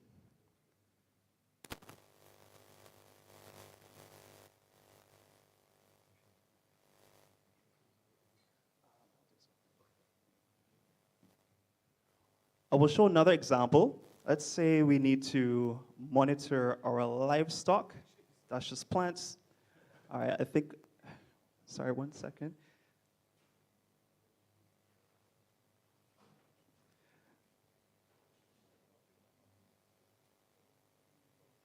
Yes. So in this case, we can use computer vision to monitor our livestock, even the vehicles that we have on the lot, on the property. Use data, our data-driven insights, to give us a better idea of how to be more efficient in our agricultural sector. I actually remember there was a case where someone, through pretty larceny here in Barbados, someone stole some of their black belly sheep. And what I can think of as a solution with surveillance cameras, but systems that allow for computer vision and artificial intelligence to monitor, these things won't happen. You'll be able to keep a count, you'll be able to monitor what's actually happening in your space, real time, from your phone, from a laptop on the other side of the world, right? Giving us the opportunity to manage our agricultural sector much more efficiently. I also want to highlight some of the applications in healthcare. In terms of medical diagnosis, being able to see illnesses and diseases ahead of the time, or to predict. Not saying that they will always happen, but being able to, well, give us a stance so that we can combat from early, that we can be first movers against something detrimental to our health. We also have AI robot-assisted surgery. We as humans, not everyone has a steady hand. Some of us are very shaky, but with robot-assisted surgery, we're able to be much more granular, much more sure with how we treat patients.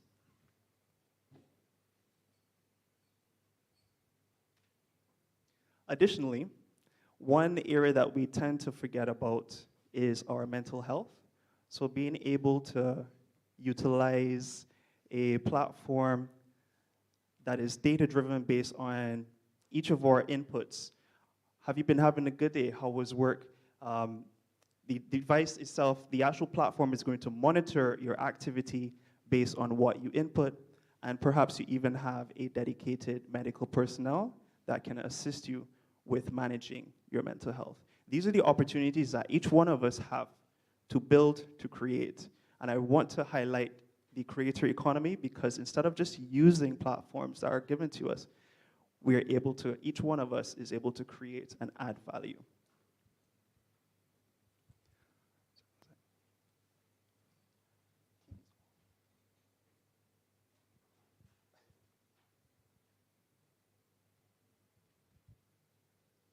So that was a bit on AI. Hope not too dry. We're going to delve over to the world of the Internet of Things. I would have mentioned about data. Data is digital gold. Our information, what we share with the internet, what we sign off on our digital contracts, what we agree to in the terms and conditions, this is all part of data. And with this, companies, businesses, entities can tailor their products to suit, can customize their experiences to match a demographic, a set of persons, a region. And this is ultimately assisted with things called sensors. Now, with the world of IoT, this is ultimately the interconnected nature of a lot of our physical objects, devices, computers, in our everyday tasks using networks. And in these objects, the actual sensors are embedded, and they utilize software and other technologies that allow the collection of this digital gold, which is the data. The term smart, we will see pop up quite a bit, but smart sensors, smart devices, ultimately are capable of interacting with many other devices, systems, and ultimately humans.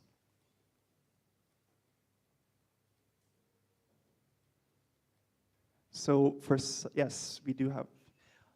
Here are some examples of the interconnected nature of the world of IoT.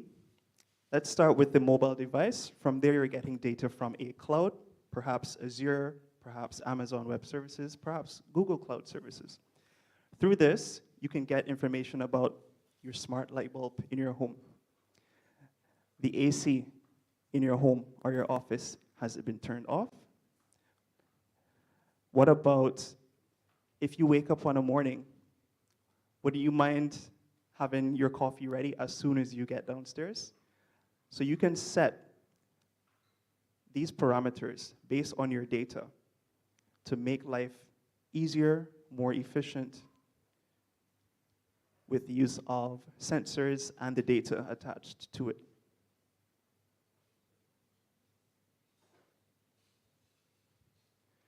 The components of the Internet of Things, ultimately, yes, interconnected devices, the sensors and the data collection, very important. The interconnected nature of all of these devices and networks, how they're communicating with each other as well. And then data analytics, going back to our artificial intelligence, being able to use machine learning to predict if there's going to be any issues with your charging console for your Tesla, perhaps. Your smart homes, right? Ensuring that when you wake up in the morning, the toaster is automated, coffee is automated, the blinds open up by 8 a.m. All of these things are related to the Internet of Things. Industrial IoT, for those who might be interested in the manufacturing industry, with the machinery that's being used, we want to be able to monitor a production facility. Let's say you're into creating shirts, like the actual shirts, not the design, but the actual cotton shirts. You want to ensure that your machinery is running efficiently, so therefore you're going to need data. You're going to need information on all of these systems. And that's where industrial IoT comes into play. If something happens to go wrong with a batch of your product, the systems will send or communicate an alert to indicate that there's an issue, and then you could either send personnel or yourself to go fix it.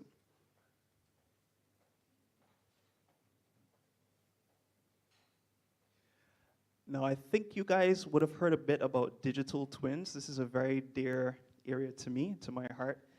Being able to replicate our environments, being able to create copies so that we can run simulations, do testing, see how things would react in a certain environment or a certain climate.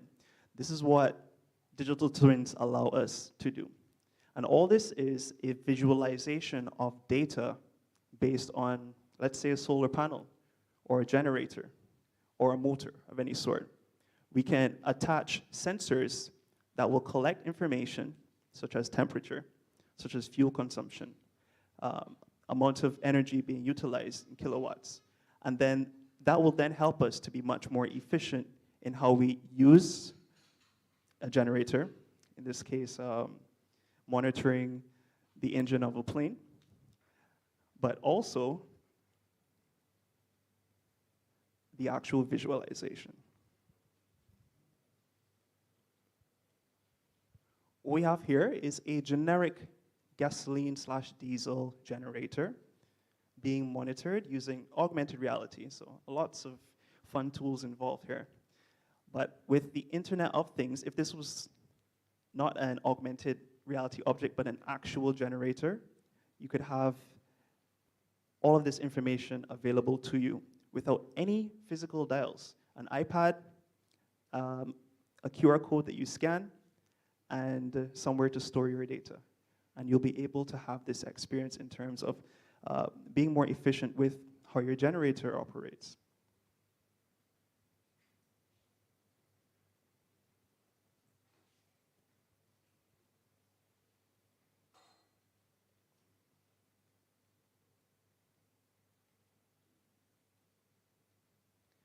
So, we've spoken about the use cases of some of the IoT systems, tools, and infrastructure. Bringing it home to the Caribbean ecosystem, disaster management. Again, climate, monitoring of our climates, monitoring of our weather systems. I do believe a branch of our own Met Office has implemented a few sensors around the island for rainfall collection, So they've been actively working, putting in a lot of great work in terms of monitoring our ecosystem. But we can also contribute and assist with these teams and these personnel who are helping us to be safe as well. So the next example is the Autonaut unmanned vehicle. This is powered by solar energy, as you see the panels up on top, and this collects marine and oceanic data. It will collect information on the ecosystem in that area. It will collect information on the actual wave patterns, the swells, depending on the time of day, depending on the time of month or year. And it is embedded with a series of other sensors to give us a better idea of our oceanic system.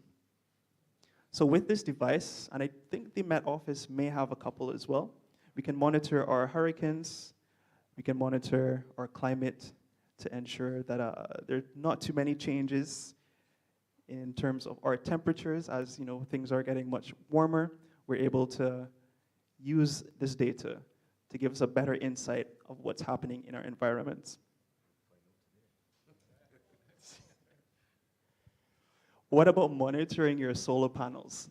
If you have a system at home that is grid tied, perhaps you're contributing back into the power usage of our environments. What if you had the ability to see how much you're contributing? Well, aside from getting a paper stating at the end of the month that your consumption or addition is X amount, but live data, being able to see what is actually happening with your panels using sensors, this will ultimately allow us to have a better idea of what is happening with our tools.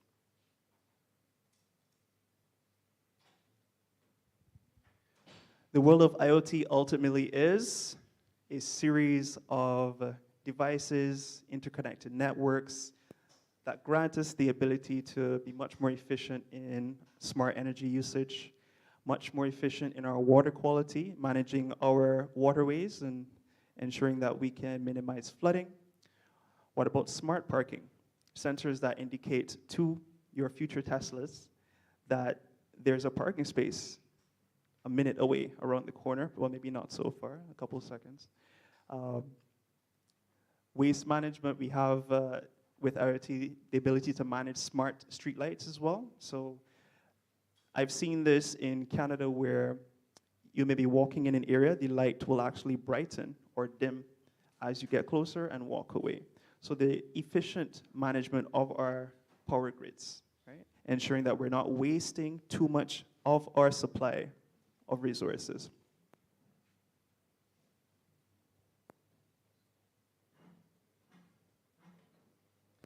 So that brings me to the end of the IoT segment. We're going to take a quick glimpse at blockchain. I'll try to not make this too convoluted, but blockchain ultimately is based on a ledger system. If you've studied accounts or if you're into perhaps auditing, then you know what a ledger is. With blockchain, we have the ability to leverage the digital entity of distributed ledger technology. And by distributed, I mean that there's a network of nodes, and by nodes, your devices, your computers, anything that you communicate online with can be considered a node. And this ultimately contributes to blockchain. If you're involving yourself, contributes to blockchain as being part of the distributed ledger technology. Blockchain would have gained prominence as the foundation of many cryptocurrencies like Bitcoin, Ethereum, and it ultimately offers a very decentralized and secure way for us to record and verify any transaction that we share on a network across a network of computers. Right? Now, I'm going to put my cybersecurity hat on and highlight one of the main areas of information security, and that is the CIA triad. And what I mean by CIA is the confidentiality, the integrity, and the availability of data and information. For information systems to be efficient and effective, we need to ensure that these three areas are covered. And with blockchain, we have the ability to do such. Before I go on further, I want to highlight another area of cyber, being the zero trust mechanism.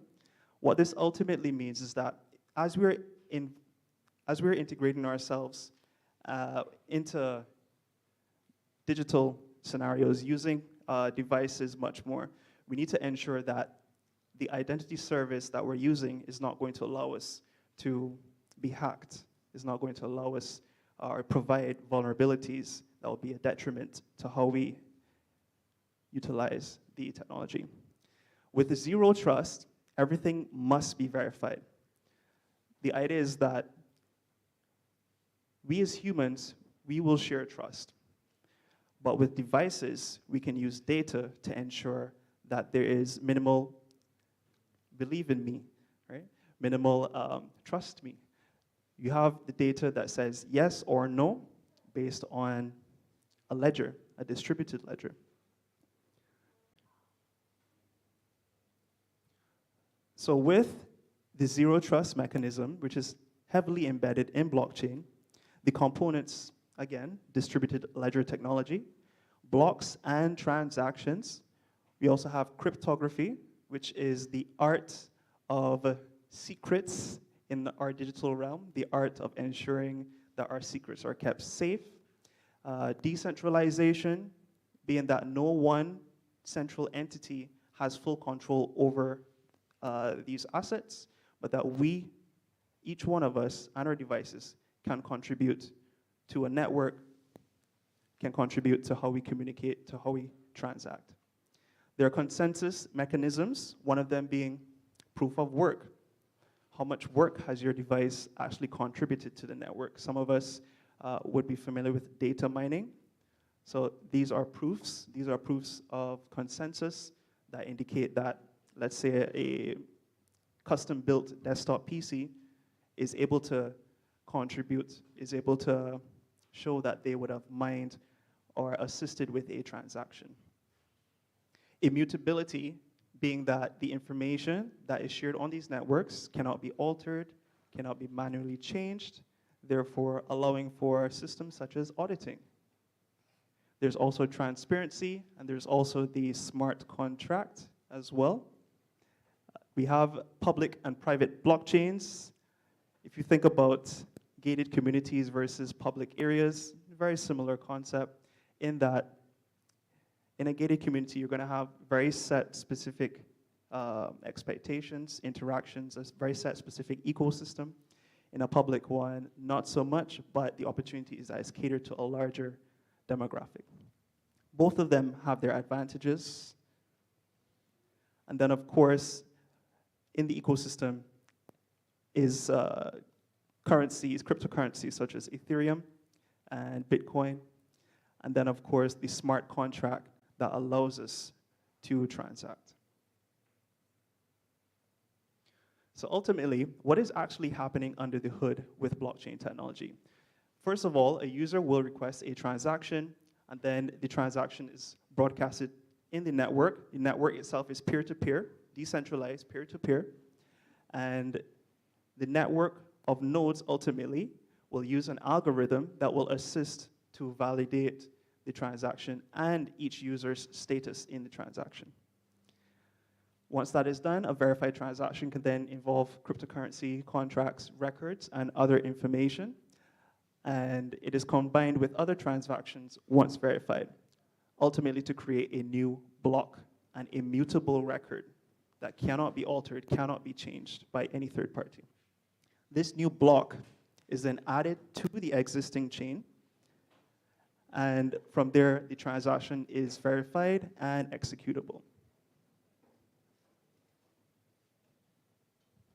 The difference between the decentralized and centralized approach to transaction mechanisms, we're going to use Bob and Alice as our example. Bob will send money to Alice through a banking system. In this case, the bank will take full custody, will hold on to the funds, and initiate the transfer and verification process. At which, once all the boxes are ticked, Alice will receive the money.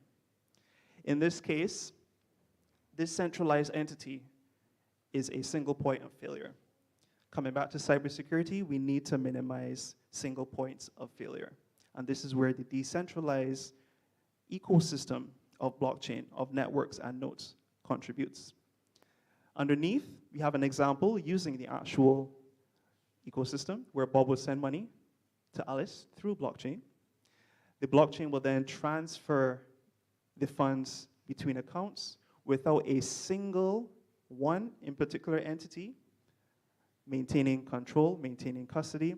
Therefore, the networks actually validate this process, eliminating the single point of failure. Once that is verified, Alice will then receive her funds. What about insurance policies? How can blockchain contribute to insurance policies? Let's say we have a predefined contract put together by one of our service providers, agreed on by all parties involved. With the digital contract, the smart contract, what you're able to do is that they're very much hard-coded and then cannot be changed without all parties, all personnel involved knowing of any said changes. With insurance, unfortunately, a negative event has to happen before things move on. So let's say your house is damaged in a fire or a flood. This will then trigger the policy. Perhaps the insurance company collects this information. Maybe they have, maybe you guys have sensors that communicate information that there was a fire, that there's some type of flooding. And once that is proven in real life by visual proof, the insurance will then initiate a transfer of funds based on the contract that you guys would have agreed on. And from there, you will receive a settlement or a payout. This is the advantage of using blockchain infrastructure. The policies cannot be altered. They're immutable. They cannot be changed. And with that, you do not have to worry about issues down the line. Now, I would have spent some time with some NFT art as a creative. I'm sure many of you have seen the advent of NFTs over the course of 2020 to about 2022. And it's, some of us love it, some of us hate it, but ultimately, it has been proven that there is the ability to transact using these non-fungible tokens. What is a non-fungible token? Basically, it is an authenticated digital certificate that we can use to verify transactions, communication between devices, and to have an ecosystem that is decentralized, that caters to each one of us as an individual through our devices.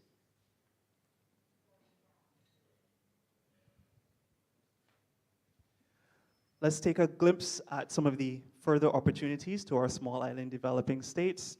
Improve financial services, ensuring that the auditing process using a distributed ledger is much more efficient.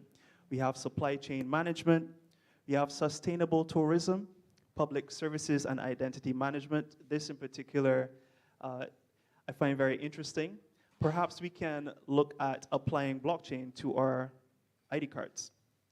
An issue that we're currently facing is, what is the security attached to these ID cards?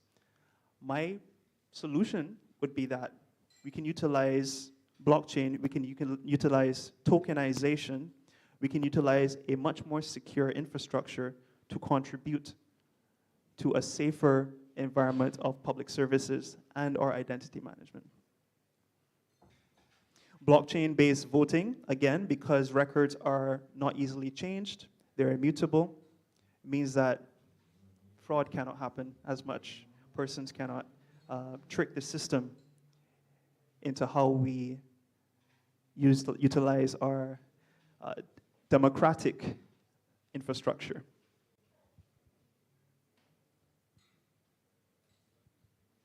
An example of a company that is doing some fine work in the blockchain arena is CaribCoin. And ultimately what they're doing is to connect our nations, connect us as people, but then also the services that we share, connect our digital entities, and ensure that cross-border trade, the ability to transact, the ability to conduct business between countries is possible.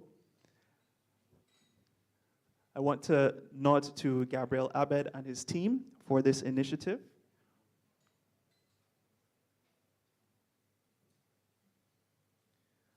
There's also the application in government and public services.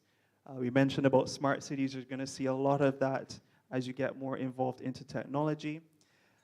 Central banks, central bank digital currencies that allow for disenfranchised nations to be able to transact, to be able to still leverage a lifestyle that benefits them. There is government procurement that we can utilize blockchain for. Digital identity management, ensuring that the token that is attached to, the non-fungible token that is attached to your digital certificate cannot be altered. Therefore, your identity attached to it cannot be altered.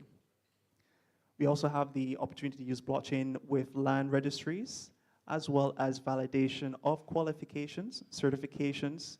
If we're looking at education, again, you cannot falsify your educational records if you utilize your blockchain infrastructure.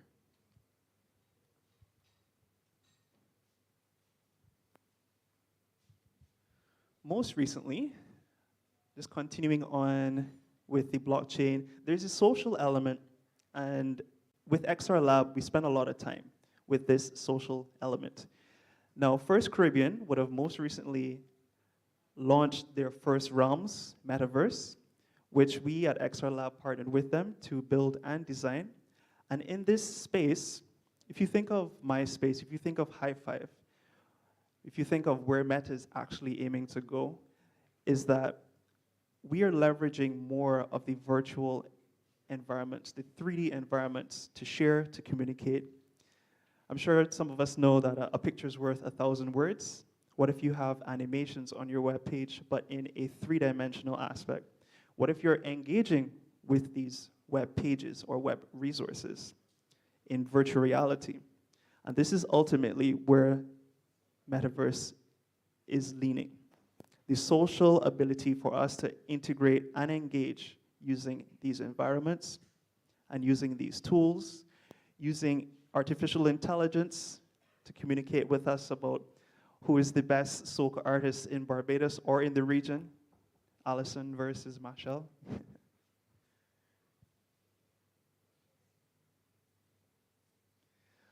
But with all of these wonderful tools, reiterating the theme about fire, what is given to us to give us warmth, safety, security, can also be a detriment, can also be destructive, based on the mindset of the persons that have access to these tools. So with that, there are a few ethical considerations: bias and fairness. How do we ensure that any data, any analytics that we run on a demographic is not biased to one type of person or persons? Privacy of information. If we're dealing with data, we need to ensure that our personally identifiable information, our PII, is safe, is private to those who are not privy or who are not authenticated and authorized to know this information. There must be more transparency in the use of AI as well.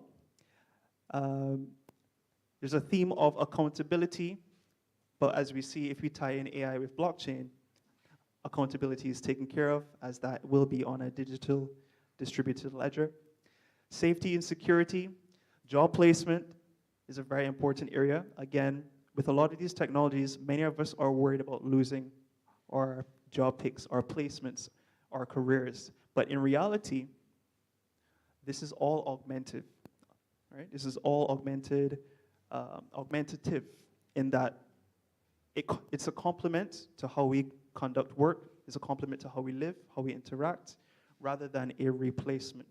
So as long as we consider that robots will not replace us because we are the masters of these tools, job displacement should not be an issue. If there are worries about not being skilled, you could do a Coursera course on Python programming. You can do many educational programs to help prepare you as the young generation coming up, to help prepare you for the new types of requirements that many of these jobs will hold.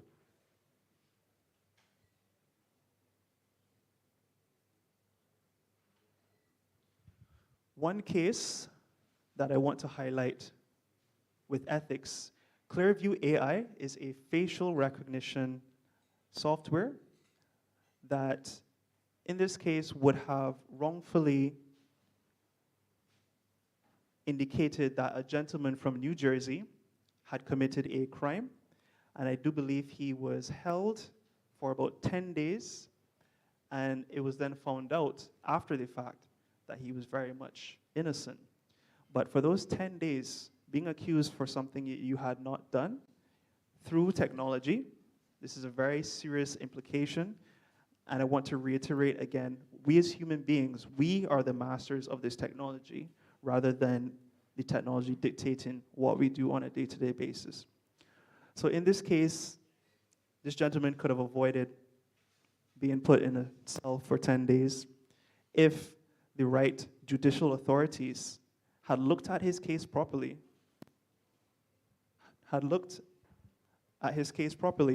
to ensure that he was the right person. So we ultimately cannot let the technology rule us, because that will cause a series of problems in our futures. Use it as a tool, augment to your workforce, ensure that persons are trained in how to use this technology so that there are no cases like our friend in New Jersey. What about the ethics of the Internet of Things? Everything connected, that sounds great, but then there's also the implications of all of our data being available to threat actors. So we need to ensure that more persons, especially in information security, are active, are trained, allowing for privacy and data security, allowing for more transparency. Data ownership as well. This is a very important aspect because we are and can be more creators of these digital solutions, of software, of applications, as opposed to just using what was given to us by external authorities. There's also the environmental impact of placing sensors all around. So we have to consider that we're not being destructive to our environments, to our living spaces, to our residential and commercial areas. But then also, with more devices being interconnected, there is the aspect of insecure components. A lot of smart devices are not designed based on similar policies or similar regulation. Therefore, those variances will open up vulnerabilities to persons that are using these tools, open up exploits that threat actors can manipulate. So, for instance, if insufficient logging mechanisms, I can see that with blockchain and IoT, if you connect the two of those, you'll be able to deal or manage the issue of logging what's happening with your devices. What about patch management? That's another area that affects a lot of smart devices. They don't all update very similar. So we need to ensure that they are secure over time. With the use of machine learning and AI, perhaps we can automate the process of our patches to our devices, to our Fitbits.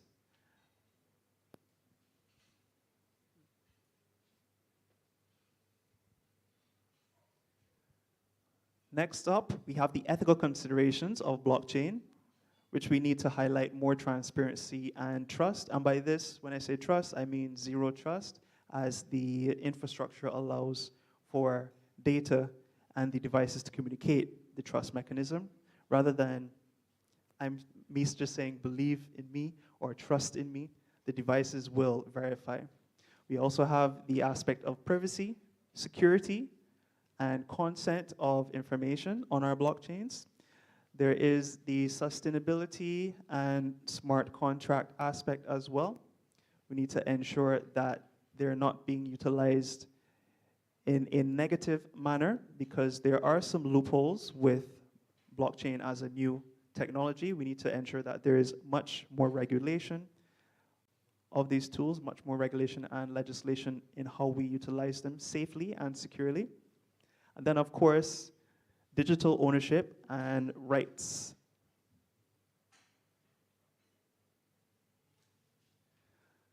All right, so we're soon wrapping up. With blockchain, we have a few realms that have further implications. For instance, I can think about the cryptocurrency realm that, yes, does allow us for digital cash and payments, being able to do cross-border transactions. But then there's also the volatile nature of these cryptocurrencies, how often they fluctuate, the deregulation of these currencies. So we need to ensure that, again, more legislation, more regulation is being developed. And then there's also law avoidance. So threat actors, and we'll call them scammers, they may have used cryptocurrency back in the day to kind of work their way around systems, but we can ensure that it becomes much more safe, much more efficient by educating ourselves, getting into the field, and gaining some expert knowledge in how cryptocurrencies and blockchain work.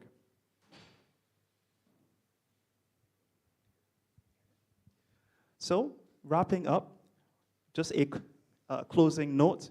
With all of these technologies, all of these solutions, I'm sure you've kind of seen where they were interconnected, but ultimately, if we have AI, the Internet of Things, and blockchain at our fingertips, we can create smarter, much more efficient cities, safer and much more efficient living, allow for much more interconnectivity and communication, and then have better insights and analytics in our data.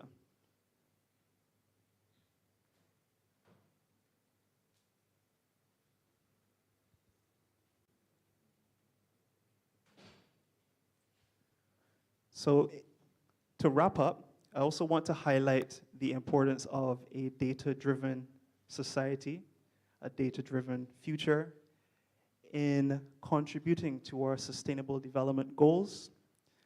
I'd hope that each of you can now maybe pick one of these 17 and consider how AI contributes to life below water, machine learning on our oceanic ecosystem. How does the IoT, the Internet of Things, contribute to sustainable cities and communities? Sensors and data on how we as humans interact with these spaces. What about blockchain and, let's say, decent work and economic growth? Cross-border trade. Right? With that, I hope that each one of you has gotten a better idea on how these three areas can converge to create a much more efficient society that we all can live in, much safer, much more secure, and is able to run on data-driven insights.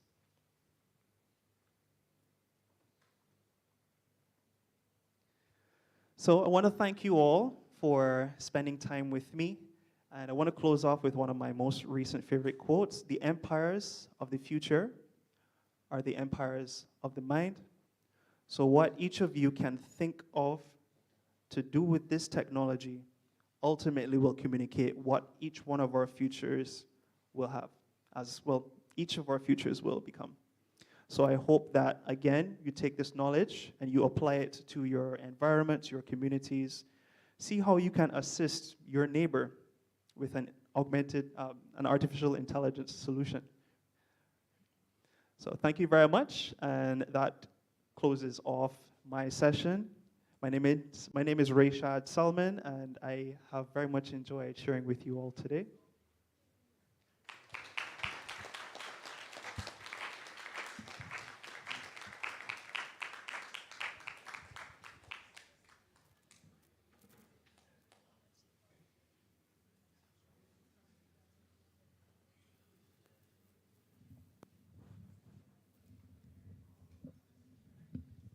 Thank you, Mr. Selman, not only your amazing presentation, but opening up for these young people in the theaters of their minds. So up next, we'd like to invite our friends from NTI. You're thinking, what does that particular acronym mean? That's our friends coming in from the National Transformation Initiative. They're going to tell you how you can get on board, and of course, how they're assisting with Barbados' transformation agenda, what it does, and how you can access their services. Mr. Green, round of applause for our friends from the NTI.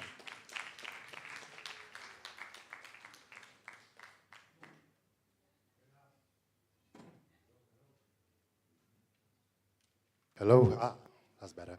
Good afternoon, everyone. You good? So we're going to make this real snappy, and we're going to start where Rashad ended off. That quote was powerful. The empires of the future are the what? Let's say it, let me believe it. The empires of the future are the empires of the what? Of the mind. So he's talking about artificial intelligence, AI. We're going to speak a little bit about NI. Can anybody tell me what NI is? Just raise your hand and holler what NI is. Going once? No, not NTI. That's NTI is National Transformation Initiative. NI. You got AI and then you got NI. What is NI? Was it? Natural intelligence. Give yourselves a round of applause, please. And Xavier, Rashad said it. He said it, that sometimes people fear the AI because they think it's going to take over. They fear the technology because they think it's going to take over. But the AI depends on the NI. So as the AI moves forward, our what? Not NTI. I'm glad when I remember where we come from, though. But the NTI is here to make sure that your NI improves. The National Transformation Initiative is here to make sure that your natural intelligence steps up. When I got it? Give me 2 claps for that. Simple, but not necessarily easy, and I'm going to prove it to you. Please, all the left-handers, raise your hand. If you're left-handed, raise your hand. All right, we got some left-handers in the house. So am I. Big up the left-handers. We are awesome people. The rest of want to raise one hand too, just so I don't feel left out. Right-handers in the, all right, good. Simple. Next question. All of the left nostril people, please raise your hand. Left nostrils. I see some left nostril people. All of the right nostril people, please raise your hand. I see some hands invented, so someone ain't got no nostrils at all. You ambinostrils. Use both nostrils. All right. Bear with me, people. Do this here. Take the back of your hand, put it under your nose, and breathe, and take note of what you feel. Now I can ask the question again. All of the left nostril people, please raise your hands. All of the right nostril people, please raise your hands. I see more hands went up than went up before. Some people still ain't got no nostrils. We're not dead. When I am breathing. But what you may have noticed is that you have one nostril that is dominant. Just like you have a dominant hand, you also have a dominant nostril. Did you know this already? Who knew this already? A handful of you who answered when I asked the question the first time knew this already. Who did not know this already? Raise your hand. So for those people who didn't know this already, the next natural question is, my natural intelligence leads me to ask you this question. How long did you have your nose? And how come you didn't know how it works? Simple answer. There are so many things that are literally right in front of our noses, right in front of our faces, that we don't understand or we don't know because we never took the time to learn, we never paid attention, we never took the time to find out. That's the bad news. The good news is you are living at a time where you have access to more information than any humans ever in the history of humankind. But you gotta step up and go towards it. So Rashad, I agree with you. The technology is here to serve us. We are here to be masters of it, but you can only be a master of the technology if you take it upon yourself to get the training, get the education, get the knowledge. Otherwise, the technology will master you. And at the National Transformation Initiative, we are here to make sure that you become the masters of the technology, and the technology does not master you. We're supposed to clap for that. So I'm going to turn you over to our Assistant Director, Mr. Raphael Saul, who will share with you exactly how the NTI helps you become masters of the technology. Thanks, AG. Round of applause for Mr. Adrian Green, please. If you can hear me, clap once. That was about 10 onces. If you can hear me, clap once. Fantastic. How many of you have had the unfortunate experience of having to explain to your parents how to use technology? Gosh. Is there anything conceivably more painful than having to show a parent how to send a voice note, how to use social media? What's that experience like? Give me the word. Tedious, help me. Somebody said? All of that. Yes. All of that. So it can feel frustrating. Really, what we are experiencing is that our parents have a knowledge gap that they have not been able to successfully close. We are fortunate because many of us have grown up with a first language that our parents are trying to learn as a second or third or fourth language. Things are easy for us, they're native. But how many of you know that 5 years from now, if we don't get on the horse and improve our own skills, we can become our parents? Ouch. We can become just as disconnected, just as left behind, just as unaware.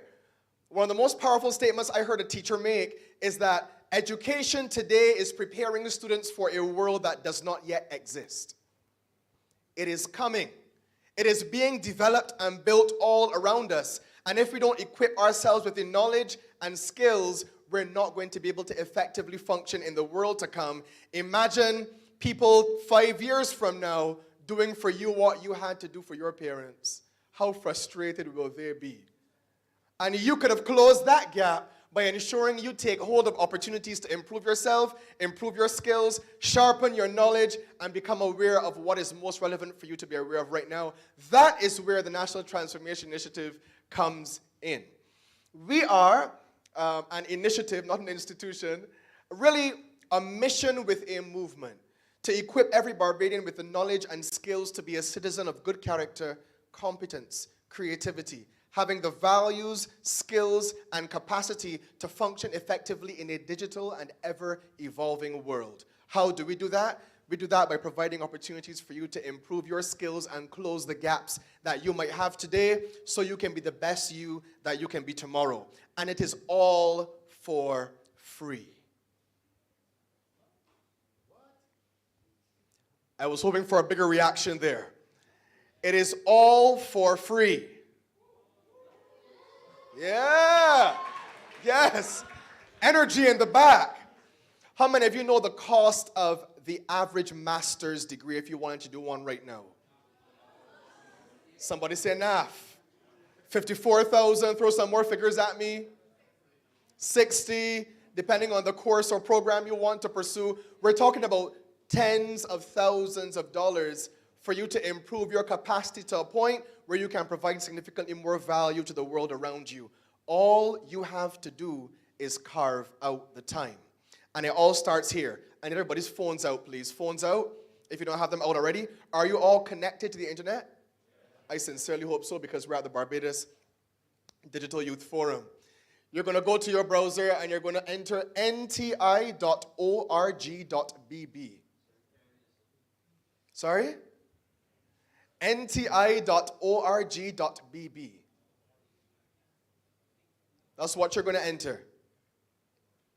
And while you're doing that, this is our platform, which allows you access to not tens, not hundreds, but thousands of courses from universities and organizations, institutions all over the world in a mind-blowing myriad of learning areas. You really can't possibly conceive of an area you want to learn in that you won't be able to find a program to help you improve your skills in. Rashad spoke earlier about AI. He spoke about IoT. He spoke about blockchain. You'll find courses through our platform, I'll talk about on our platform, and also through our platform that give you access to closing the gap on all of these areas. Remember, our ultimate goal is that we do not become our parents and grandparents. To help you close the gap on that, so that you have the skills you need to function effectively as you're going forward. nti.org.bb is your gateway. You'll find on that platform 7 indigenous courses that we've created, or 8. 8 indigenous courses that we have created in everything from beginner's sign language to personal financial management, online safety, entrepreneurship, all of which you can do. You'll also, through our website, be able to access the NTI Coursera partnership. Through this partnership, that's where you're able to access the thousands upon thousands of courses from, as I said, some of the leading universities all over the world, freely accessible to everyone in Barbados. Choose your area, choose your course, choose your program, and you'll be able to start learning. It's entirely on demand. You do it on your schedule. You do it on evenings. You do it on mornings. You do it on weekends. Entirely up to you. As I said, it's free. The deadlines are flexible. So if you have an assignment that you need to submit, how many of you would love all of your deadlines in school to be flexible?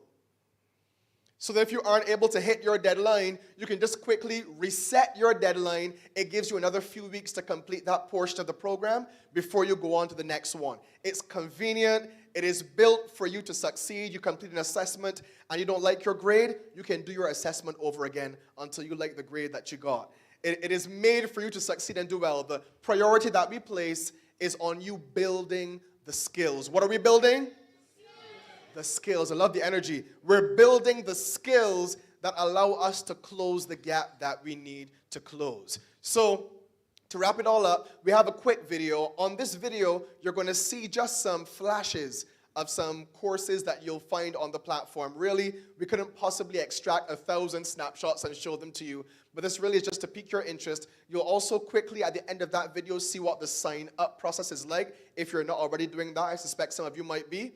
And then we're really excited to be here to support and welcome you to the NTI platform. Please, if you're on Instagram, make sure you follow us at NTI Star Bajan. That's NTISTARR Bajan. Make sure you follow us there to stay up to date with any important updates.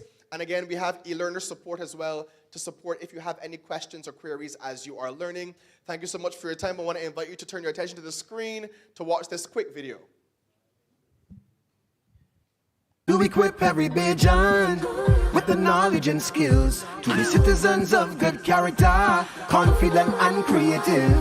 Bajans achieving excellence, competent in a digital world. Smart Barbados, we are aiming for every man, woman, boy, and girl.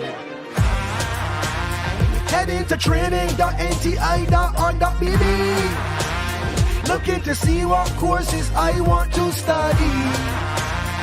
I am a Star Bajan, it's true, and I believe this about you. Yes, I mean you. So here is what we have to do.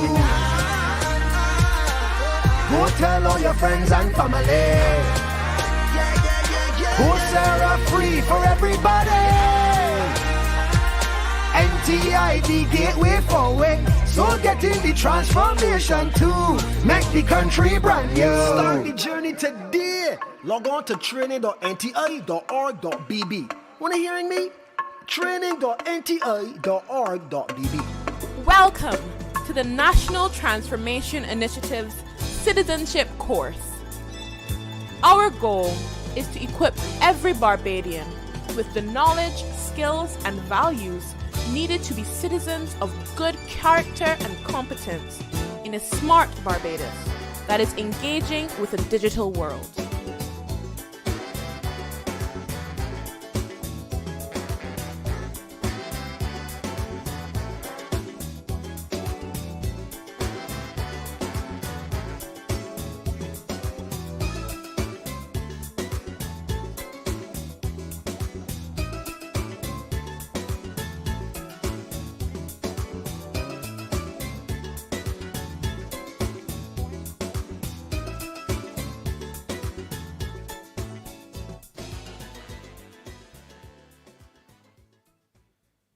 You click General Sign Up, and you're going to enter here your name,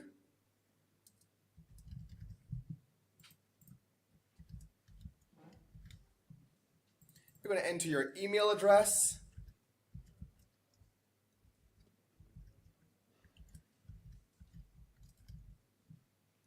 once you've entered your email address, you're going to select a password.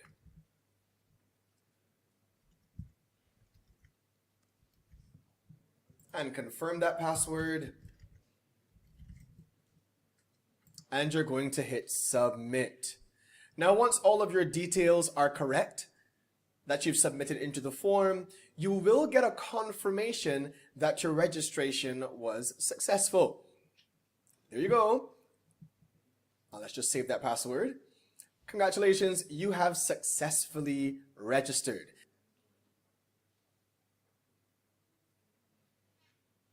All right, thanks so much, everybody. Just if you have any questions, you can let us know.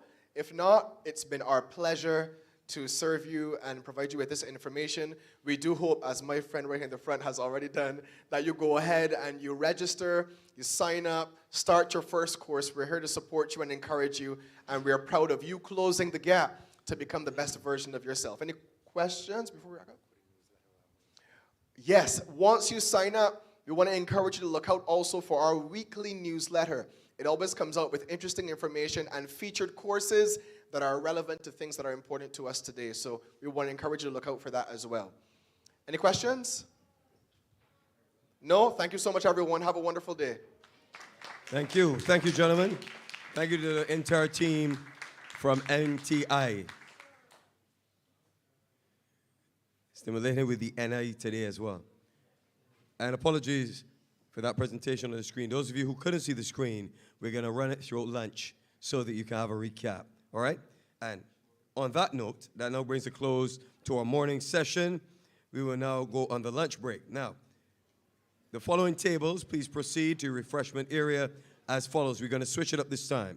So head table, crypto pioneers, virtual scientists, because the numbers have trimmed down at the front. You're going to pause the stream.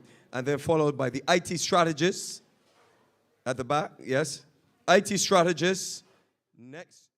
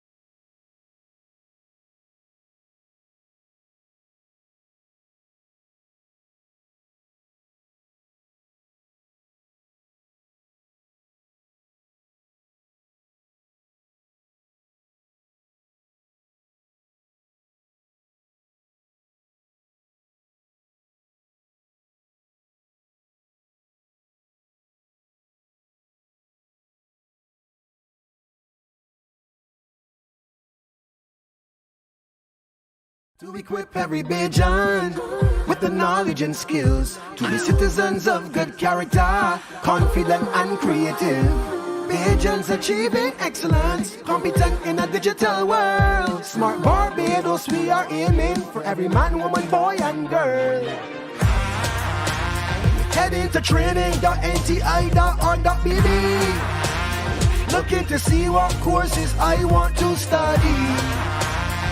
I am a star Bajan, it's true, and I believe this about you. Yes, I mean you. So here is what we have to do. Go tell all your friends and family. Coursera free for everybody. NTI the gateway forward. So getting the transformation to make the country brand new. Start the journey today. Log on to training.nti.org.bb. Wanna hearing me? Training.nti.org.bb. Welcome to the National Transformation Initiative's Citizenship course.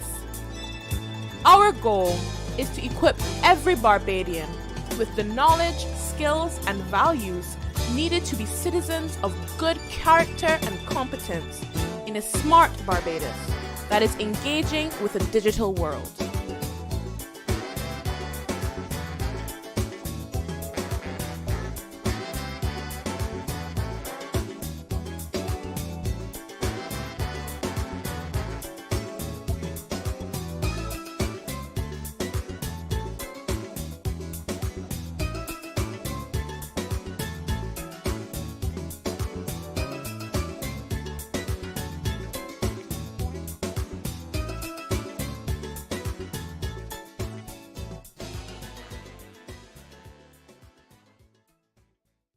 You click General Sign Up, and you're going to enter here your name,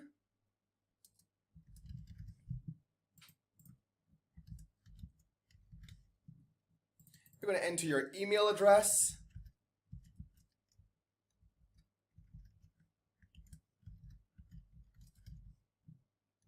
once you've entered your email address, you're going to select a password.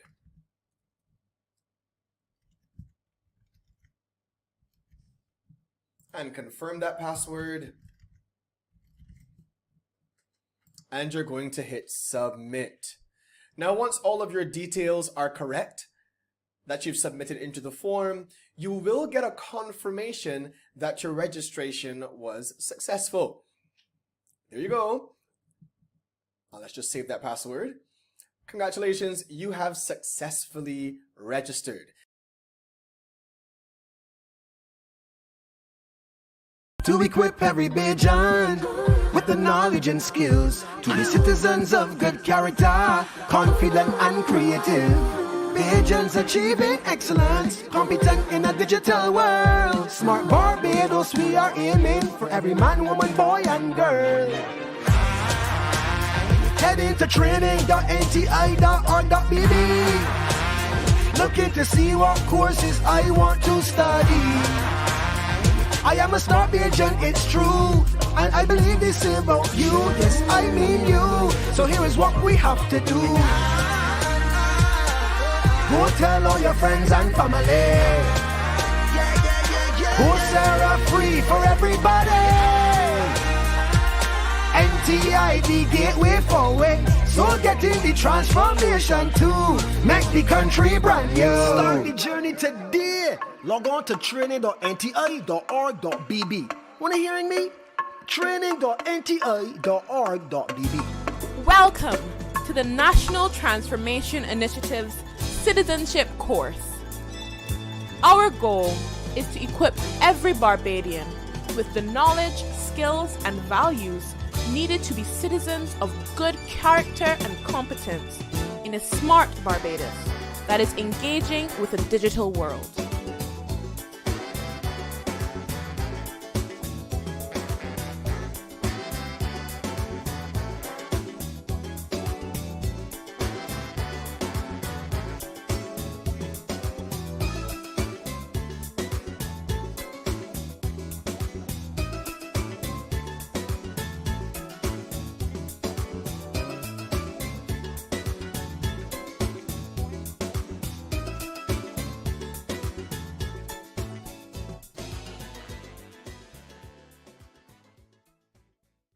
You click General Sign Up, and you're going to enter here your name,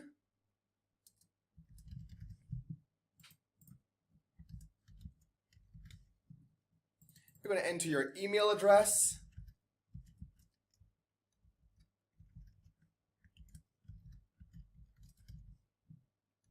once you've entered your email address, you're going to select a password.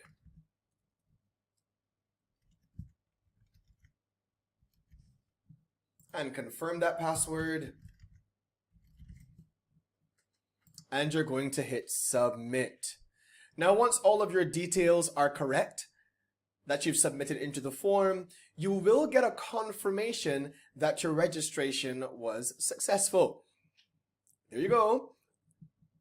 Now, let's just save that password. Congratulations, you have successfully registered. To equip every Bajan with the knowledge and skills to be citizens of good character, confident and creative.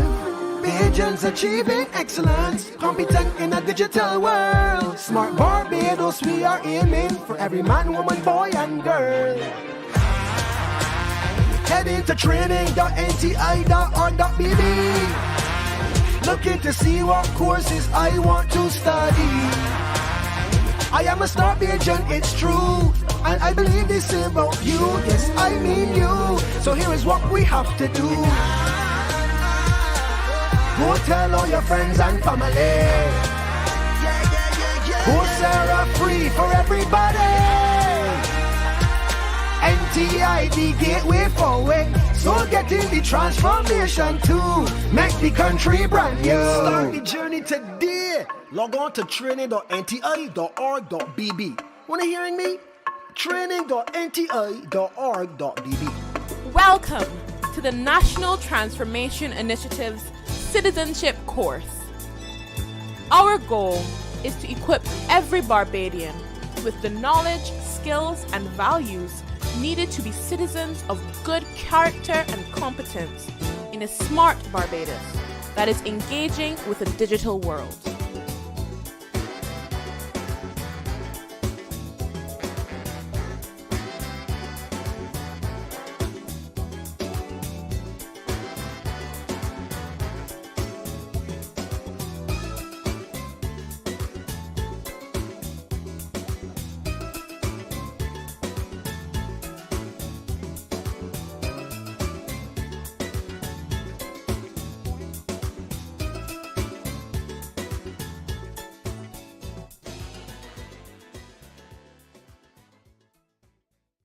You click General Sign Up, and you're going to enter here your name,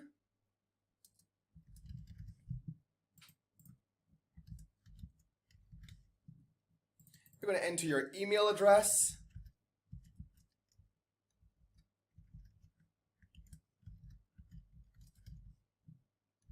once you've entered your email address, you're going to select a password.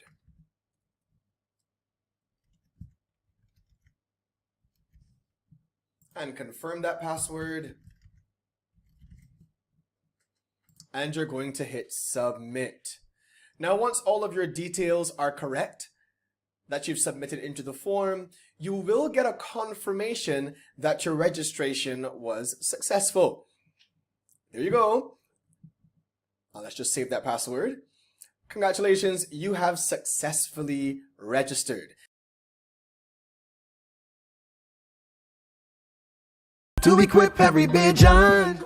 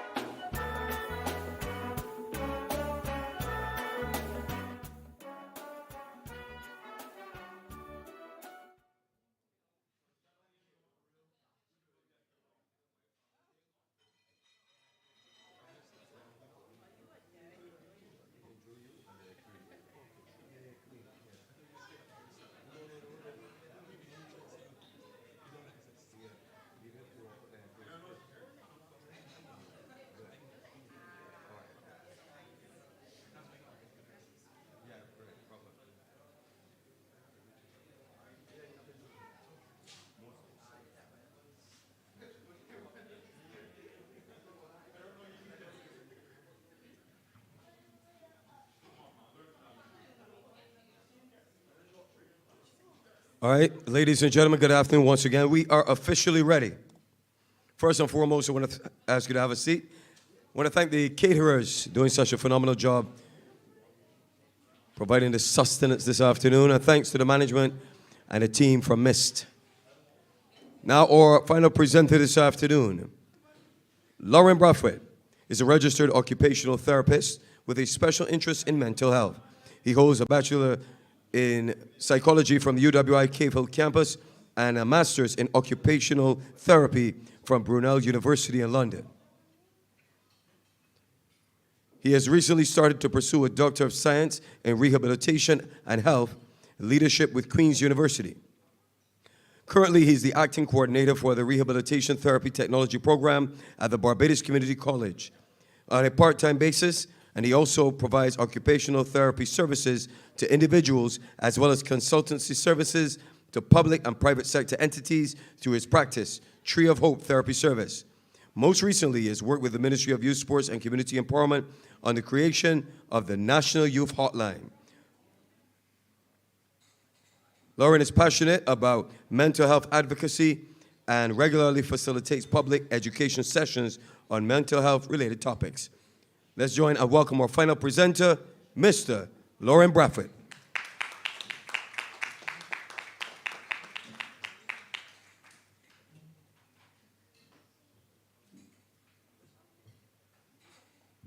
Thank you so much, Kurt. Good afternoon, everyone. I'm really happy to be here. I'm really looking forward to sharing with you. My topic today is social media and gaming addiction. Yeah, so I have a presentation that I want to share with you.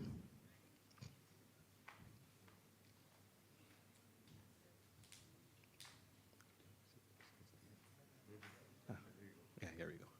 All right, so what we're going to be covering today, just a couple of things, just have 40 minutes. So what is meant by the term addiction, possible causes of gaming and social media addiction, potential risks of gaming and social media addiction, and then some preventative measures that we can take, yeah?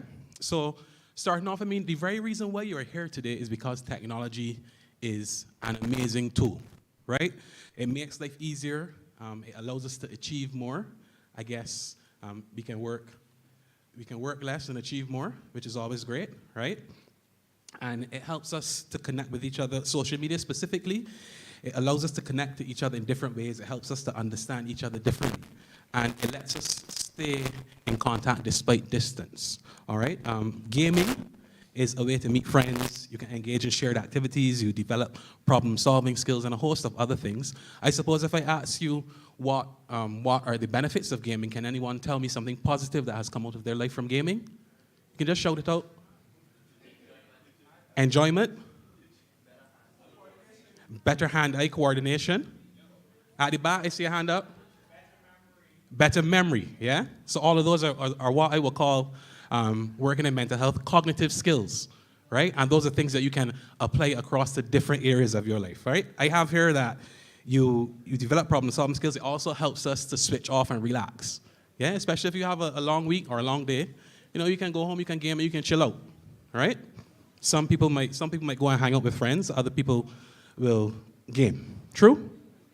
Yeah? Okay. However, too much of something, even if it's a good thing, can be bad for us. All right?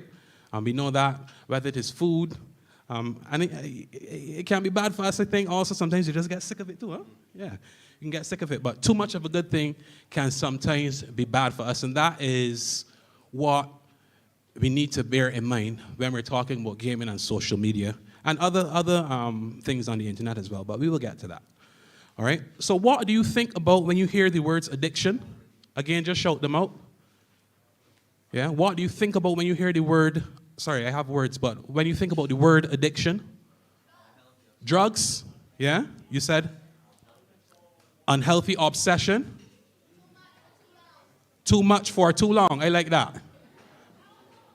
Alcohol, yeah? Okay, I like how your minds are working today, all right?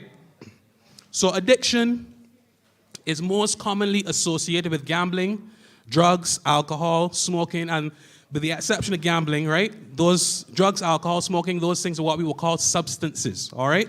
But you can also be addicted to behaviors like gambling as well, yeah? But also things like work, right? Yeah, a workaholic, for sure, right? Food, yeah? Pornography, right?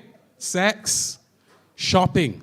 All of those are things that we can become addicted to, and those are behaviors, all right? And social media and gaming, they are no different. They're no different, all right? It is, from my perspective in mental health, it is, we classify them. You have the substances, and then you have the behaviors, right? So the substances, as I said, drugs, alcohol, that sort of thing, smoking as well, right? But the behaviors now are things that we do, and they can become addictive as well. All right, so addiction, I got this little definition for you. This is from the American Society of Addictive Medicine, if I remember correctly. So addiction is defined as not having control over doing, taking, or using something to the point where it could be harmful to you. So based on what you said, too much for too long, unhealthy obsession, as the gentleman closer to me said, right? I get the sense that you have some idea of what an addiction is, okay? So why are video games and also social media, right? And just, but those two specifically is what I was asked to talk about, right? But again, some other things that are tech related. But why are they addictive, right? And the reason is because video games are designed to continually encourage us to play more. The reason, simple reason, is that this is profitable to the manufacturer. All right? They get more money. It's a business for them, okay? So they're continually implementing design features to increase user engagement. So examples of this, I am 38 years old. Kirk, how old are you, if I may ask? Almost 40, yeah. Yeah, so just around the same. So Kirk, you remember when we were children, did you play Mario? 100 years ago. Yes, 100 years ago. Yes. So I remember when the Super Nintendo came out, when the NES, the regular Nintendo as we will call it, that was before. That was just slightly before my time. But I played that as well. But I remember on those games, if I was doing something, I could always, like if my mom called me or my aunt called me, I could always hit pause, get up, go and do whatever I need to do, and then come back to the game, right? But there's several games now where you cannot do that. Am I correct? Yeah? So it's almost like a live thing going on. You cannot pause it, right? So that, again, yeah, correct. That is one of the things. That is one of the reasons why it can be so addictive, yeah? Because they do that to make it more engaging, right? Also, the other reason is that the challenges that you have increase your sense of achievement. So again, like when you have, what is it, Call of Duty? Yeah, Call of Duty, that's just one example. I'm not a gamer, guys, so if I say things that are outdated, please forgive me. Yeah, forgive me, yeah? Why you have to ask which Call of Duty? The only one that I can remember right now is Modern Warfare, but I know they're gone way past Modern Warfare, right? Huh? I can't remember. 2? Okay. All right. We're moving on. We're moving on. Don't make me look like a complete dinosaur. All right? But the point that I'm making is that even with Call of Duty, that now you can play together with other people. So that increases your sense of engagement because we are working together, even though it is virtual, we are working together, we have these missions, we work together, and we complete this particular task. Depending on the skill of the person that is playing with you, you achieve your objective easier, or it might be difficult if you have somebody that you're like really carrying on your back because they don't know what they're doing. Yeah? So all of those things, those are things that video game designers put in to increase our engagement, all right? Social media does the same thing, okay? You can see it in the way that it keeps count and notifies us, right? Unless we turn it off, but it keeps count and notifies us of likes and views, how people are engaging with the content that we create, right? And the reality is that professionals, like people from healthcare, psychologists, are hired. Like they're hired to work for gaming companies. They're hired to work for social media as well. They're hired to specifically design them to make us want to play them more, all right? And again, it's just because it is about their bottom line. The more you play, the more you use it, yeah? Well, in the case of social media, I mean, you buy the game, but in the case of social media, we are the product. So the more we use it, the more that they can sell advert time and stuff like that, yeah? So they're making deliberate efforts to trigger dopamine release. I'm going to talk about dopamine in a couple of seconds, don't worry. I'll explain what that means, all right? So having said that, I have some questions for you. These first 6 questions, these are regarding social media usage, right? You don't need to raise your hand. You don't need to make any sign whatsoever. This is about you and you alone, okay? So as I read them out, you answer to yourself yes or no, and you keep count of them, all right? So question 1, is your social media use deeply integrated into your daily life? You don't have to say yes, but okay. But keep count. So, do you depend on social media use for excitement throughout the day? Someone said no. Do you need to spend more time to get a buzz from social media? Or as we were saying, get that vibe, right? Pick up a vibe from social media. Yeah. Number 4, do you get nervous when you are not on social media? Does your use of social media cause you trouble? Have you tried to cut back on your use of social media but failed? Okay. So if you answered yes to 3 or more of these questions, you may need to reconsider your relationship with social media. All right? Now, I have 11 questions for you about gaming. Someone said aye. So over time, have you been spending much more time playing video games, learning about video game playing, or planning the next opportunity to play? That's 1. Do you need to spend more time and money on video games in order to feel the same amount of excitement as other activities in your life? Have you tried to play video games for shorter durations of time but have been unsuccessful? Do you become restless or irritable when you attempt to cut down or stop playing video games? Have you played video games as a way to escape problems or negative feelings? Have you lied to family or friends about how much you play video games? Number 7, have you ever stolen a video game from a store or a friend, or stolen money to buy a video game? Do you sometimes skip household chores in order to play more video games? I like that I'm getting a lot of no's. Do you sometimes skip homework or work, if you work, in order to play more video games? You don't get homework, okay. Somebody said yes. So have you ever done poorly on a school assignment, test, or work assignment, task at work, because you have spent so much time playing video games? Someone said he's too smart. Okay. Have you ever needed friends or family to give you extra money because you spent too much of your own money on video games, software, or game internet fees? No. Okay. So if you said yes to 6 or more of these questions, you may need to reconsider your relationship with gaming. All right? As I said, that's a personal thing, just for you to check in with yourself. Okay? So, addiction is defined, as I said before, addiction is defined as not having control overdoing, taking, or using something to the point where it could be harmful to you. All right? Based on the questions that I just asked you about both of those things, you can see how it can be harmful to you. If you're turning away from your responsibilities, essentially if you're leaving other things undone because you want to engage in social media usage or video game usage, right? That is a sign that it could be a problem, all right? Now, addiction operates on a spectrum. And when I say that, I mean that it is not as simple as either you are an addict or you're not an addict. All right? Because it's a process, it develops, it takes time. Does that make sense to you? Yeah?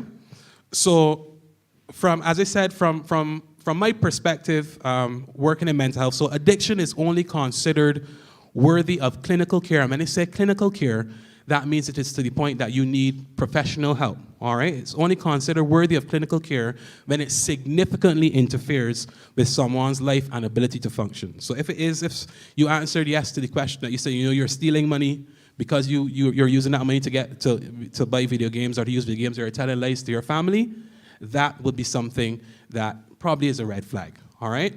But we still also need to consider lesser levels of our attachment to technology, okay? So don't think that just because you're going to answer yes to the 3 or to the 7 questions that this does not apply to you, right? Because here, we have to ask our questions, ask ourselves questions. How is the time I'm spending on my phone or gaming subtly affecting my ability to be a good parent, to be a good student, to be a good husband or wife, or to be a good friend? Okay, so you really have to engage in some what we will call reflection, right? And have some self-awareness about what you're doing in your life, what you're doing with your time. All right, so possible causes of addiction, something that I didn't put in the presentation, but just let me say that in doing my research for this presentation, I found different studies. Now, most of the studies did not include people from the Caribbean, right? So I didn't really want to include the statistics necessarily because you can't say that they're directly applicable to us, but I will tell you some of the things that they did say. So for internet gaming disorder, and the internet gaming disorder is a specific thing that you can actually be diagnosed with by a psychiatrist, yes, but internet gaming disorder, the risk factors are being male, living in a city. Yeah, being male and living in a city, that increases the likelihood that you're vulnerable to becoming addicted to games. Now again, some Caribbean islands, we're not large enough that we have genuine cities, Barbados specifically. We have Bridgetown, but that is not, when you see a city in a document, that's not really what they're talking about. They're talking about like huge apartment buildings and stuff like that, yeah? Yeah? Yeah, metropolitan, thank you, Kurt, a metropolitan city. Like, we don't really have that in Barbados. Some of the other islands are big enough to have it, for certain. Now, for social media or problematic social media usage, people who could be considered addicted to social media, the risk factors are actually being female, right? So it is, if you're male, it's more likely that you're vulnerable to gaming disorder or gaming addiction. If you're female, you're more likely to be vulnerable to social media addiction, all right? Now, when we're talking about the causes of addiction, I have here, addiction is a treatable, chronic, medical disease involving complex interactions among brain circuits, so how our brain is functioning, genetics, meaning just how you are made up, yeah? From your genes, your DNA, the environment, where you live, who you live with, etc., and your individual life experiences, how you were raised, that sort of thing.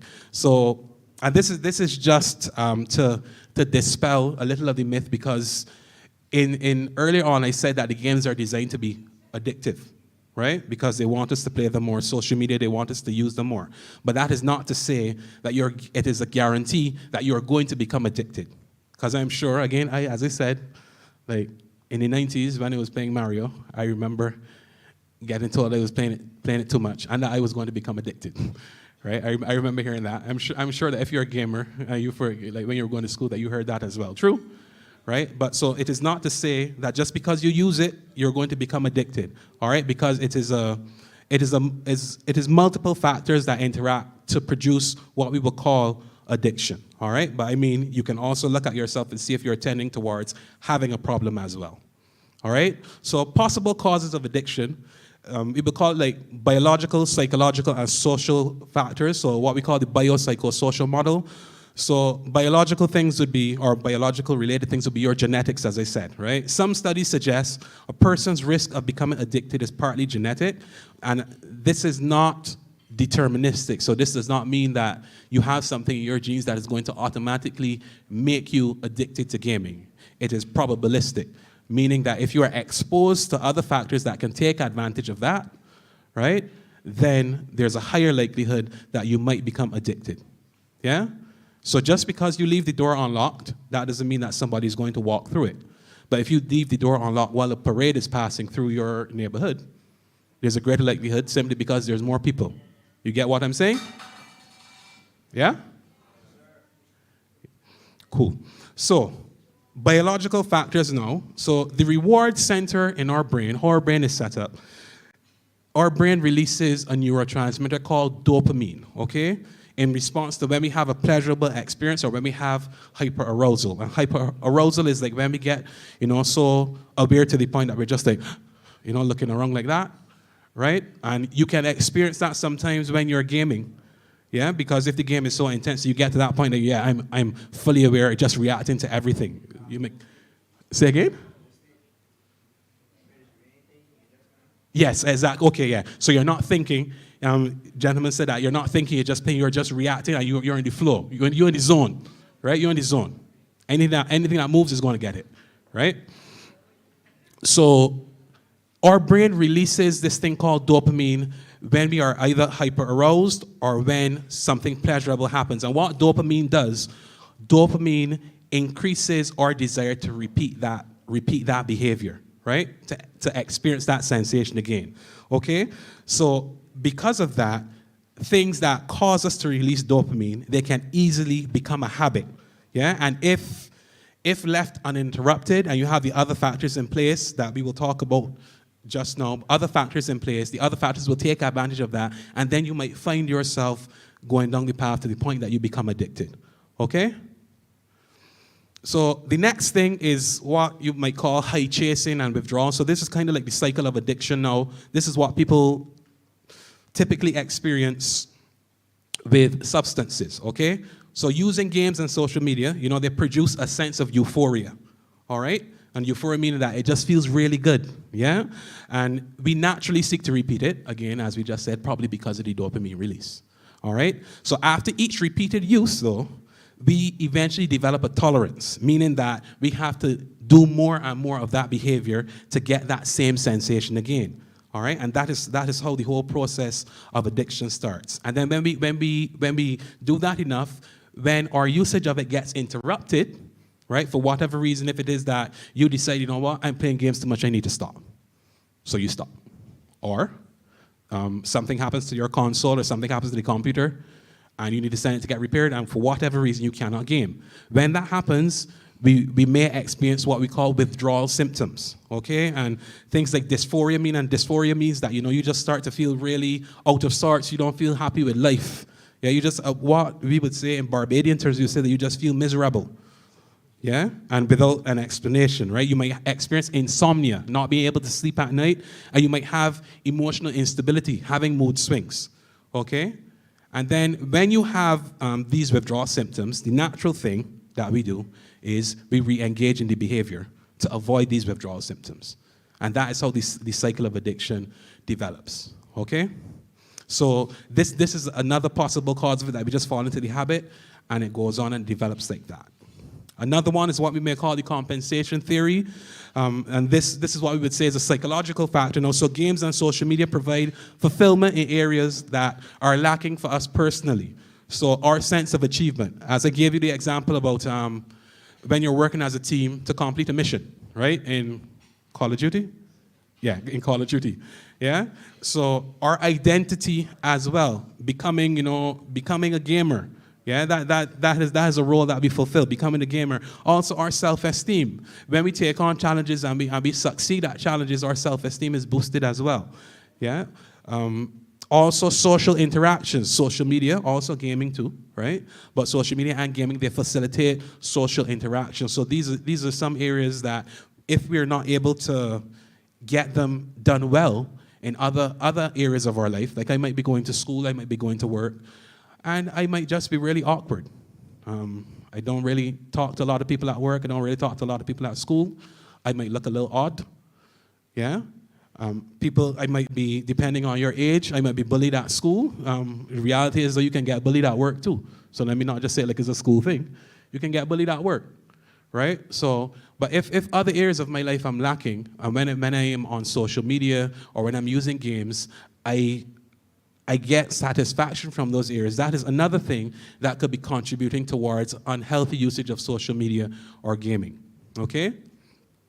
And then the situational factors now, or what we might call social factors, as I said, biological, psychological, and social, okay?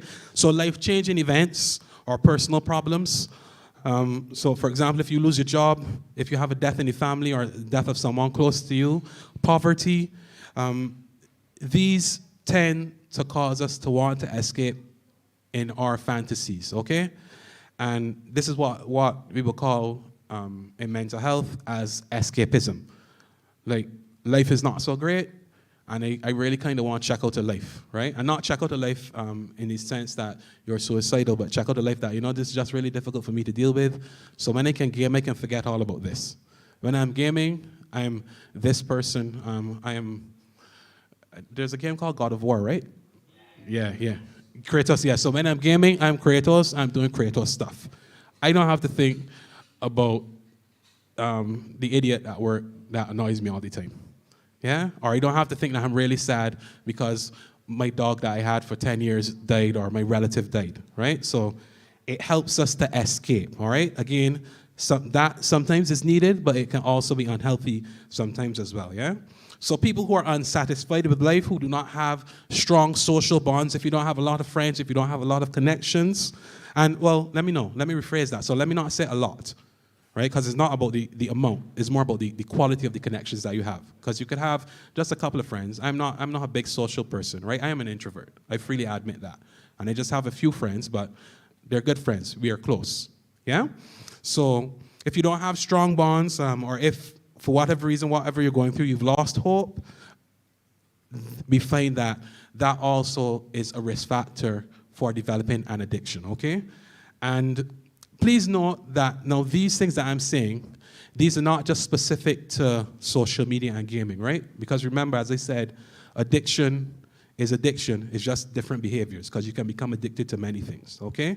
But social media and gaming fall into this category as well. So we have a lack of alternative coping strategies to deal with challenges. I have issues going on, I don't know how to deal with it. I feel really pressured at work, I feel really stressed at work. I don't have anyone to talk to. I don't know what I can do to help ease this pressure that I'm experiencing. So again, the only thing that I know how to do is game. And if you go back up to the top, escapism, all right? So we find that, but really it's not really helping us address the true problem that we're having, okay?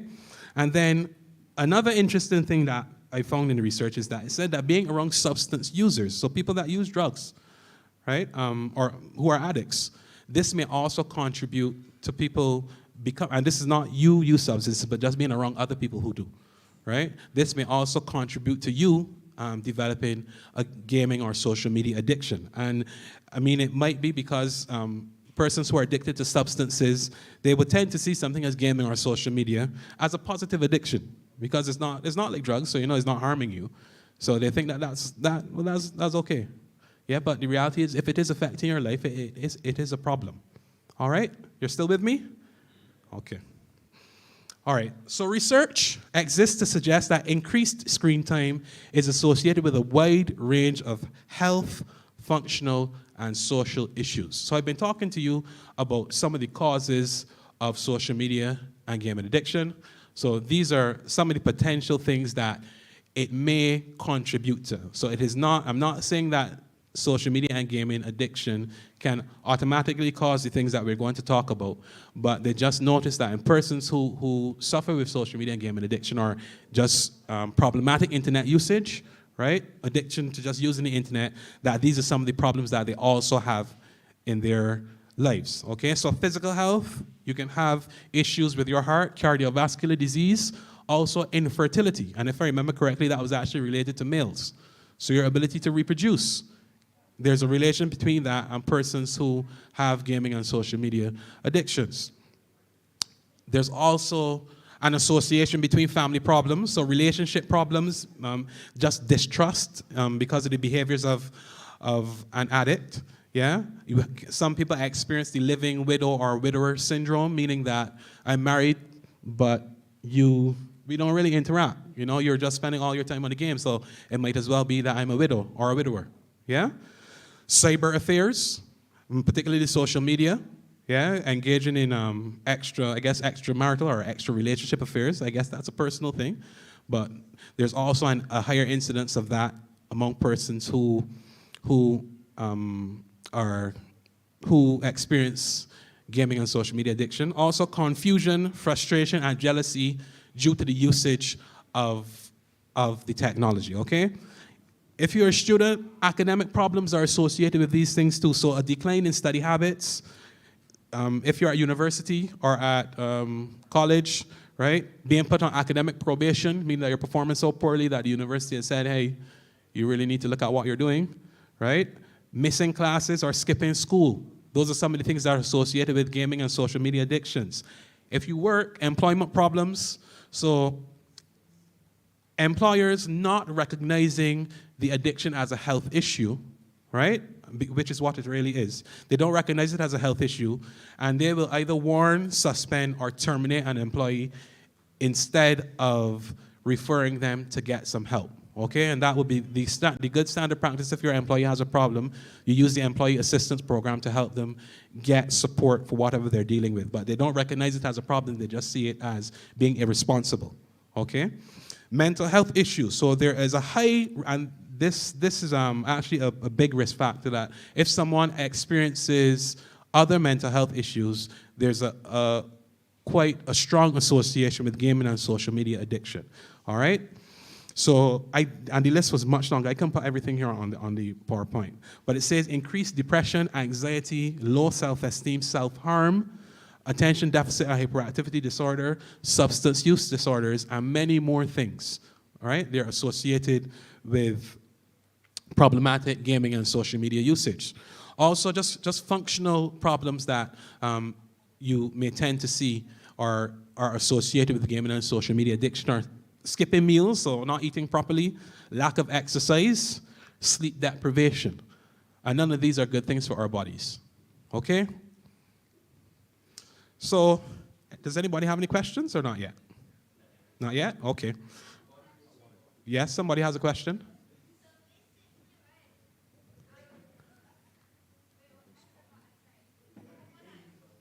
Say again, you said basically, right?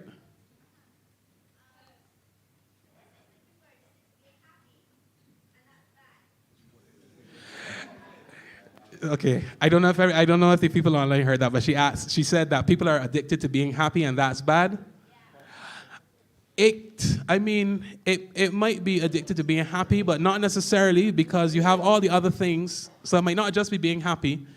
It might be that you may not be happy, but you're addicted to getting the support from other people engaged in things. But I wouldn't just say it's not just being happy.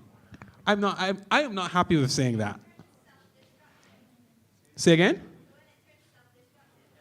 Yes. So when it is to the point that you have other responsibilities in your life and you're not taking care of them, and when I say responsibilities, I don't mean just work or school, but just, you notice on the last slide there, at the bottom I said functional things, and that's not all. But when you get to the point that you're prioritizing your gaming or social media usage over taking care of your own body, then there's a definite problem. Yeah? Yeah, got it. Thank you. You're welcome. All right. So preventative actions, what can you do? If, again, when you answer either the 6 questions for social media are the 11 questions on gaming. If you did count up to the level that you may need to reconsider your relationship with those things, there's some things that you can try out, all right? So one is called a digital detox, or what we might call a fast. So just a period of time during which you decide that you're either going to significantly reduce or completely eliminate your usage of devices or engaging in social media or gaming, right? So it could be that, some people might just decide that I'm going to delete Instagram, I'm going to delete Facebook. Well, okay. I teach students and the students tell me nobody uses Facebook anymore. So I'm going to delete, and they also said Instagram is dying as well. So I'm going to delete TikTok. I'm going to delete TikTok. You may decide I'm going to delete TikTok or I'm going to delete Instagram or whatever other thing it is that you realize that you have a problematic relationship with, right? So you could do a digital detox, as we will call it. You can also ration your usage, all right? Because in some cases it's not reasonable to just stop using it. It might be because you need it for school, you need it for work, or whatever is going on in your world. But ration usage, so you might decide, you know what? And I used to do this when I was studying, right? So you might just turn off your song notifications and you only check your social media sites just once an hour, and maybe just for 5 minutes. Yeah, but you turn it off so that you can't be notified. You don't hear the bell, because again, just the bell, that is what calls us to come pick me up and use me. Yeah? So you might just decide I'm going to ration my usage. If it's gaming, I'm only going to game, let's say, a few hours this week, 3 hours this week, 4 hours this week, and that's it. Right? I need to manage myself with this. All right? You can also try something called quiet time. So just having periods in the day where you have self-imposed non-screen time, like not using any screens at all. So like during meal times or leaving a phone in a separate room at night when you're going to sleep. Question at the back? It's not a question, Comment? but I feel like the digital detox thing would be really hard for the future generation, because most of the parents with the little kids, as soon as they start giving trouble or anything, they shove a tablet in their face and make them go watch Cocomelon or something. So they're getting addicted to it from such a young age, and it's going to be harder to come out of once they get older. So obviously, it's going to be a lot harder for the younger generation to do that. I completely agree, and that's a fair point. That's a fair point. Yeah. So if like it had to arrive to the point that remember why I said if it was clinically significant and you do have to come to get support from a professional like me or a psychologist or somebody else, then the approach wouldn't just be with the individual, especially if it's a child. Like, I would need to sit down and talk to the parent as well, or talk to the other people in their environment. But that's a very good point. And for the other thing is that if they start so young, that becomes very natural for them. Yeah? So, I mean, here in Barbados, we don't have specific places that are designed to deal with that. I know in some cases in the UK, they've recently opened a center. There's only one in the whole of the UK. That's how new it is, right? There's only one in the whole of the UK that is specifically set up for persons who have gaming addiction, right? So I'd be interested to find out exactly how they approach their treatments to see how they can circumvent the challenge that you're raising, okay? So thank you for your comment. Where was I? Yes, so quiet time. So something else called practicing mindfulness. And this is something that you can look up on your own. Just Google mindfulness exercises. But it's about really, it's kind of like a form of meditation, but you make an effort to spend more time in the moment, paying attention to your body, paying attention to what you're sensing, what is going on around you. Yeah? And that, again, can help you to start to disconnect, depending on where you are at in the process, can help you to start to disconnect and maybe challenge your unhealthy relationship with technology. And then the final one here that I have is called www.gamequitters.com, okay? So this is actually an online peer support community for persons suffering from gaming addiction. Yeah, it's really like a self-help thing, but you can log on there and you can connect with people all around the world who are experiencing challenges with their game usage as well. This is not a substitute if you really are to the level that you need to talk to a professional.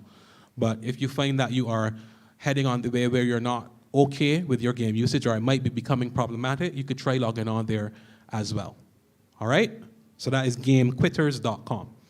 Okay? And I'm just about done. So just in summary, using games and social media is a behavior, right, which can be addictive. But it is not that you cannot use them safely. So you have to be mindful of your usage, Pay attention to yourself. Pay attention to your whole life. Be honest with yourself about what your usage of social media and your usage of gaming is causing you to do or not to do, right? If it is causing you problems or not causing you problems. But check in with yourself, okay?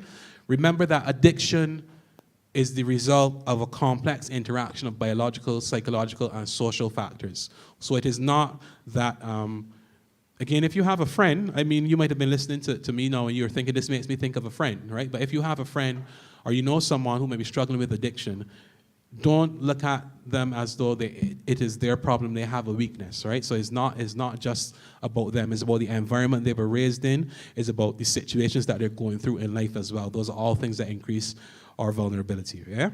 And we can employ preventative measures, the last thing that we just looked at, if we realize we have an unhealthy relationship with technology, okay? And finally, professional support may be needed if a well-developed addiction exists. And don't be afraid to get professional help if that is what you need. So I think the best starting place would be either a psychologist or a psychiatrist. All right? So, any final questions? Not really? Does that mean I did a good job? Or not good job? So you don't have any questions because I told you everything? All right. So thank you for your time and attention. Yeah? I really enjoyed this.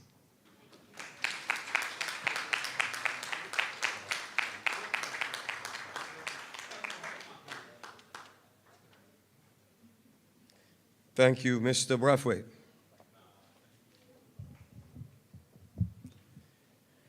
Ladies and gentlemen, we've now come to the end of our forum, and to close out today's proceedings, I want to welcome Ms. Rebecca Adams, Management Services Specialist with the Ministry of Industry, Innovation, Science, and Technology, to the podium to wrap up and present our vote of thanks.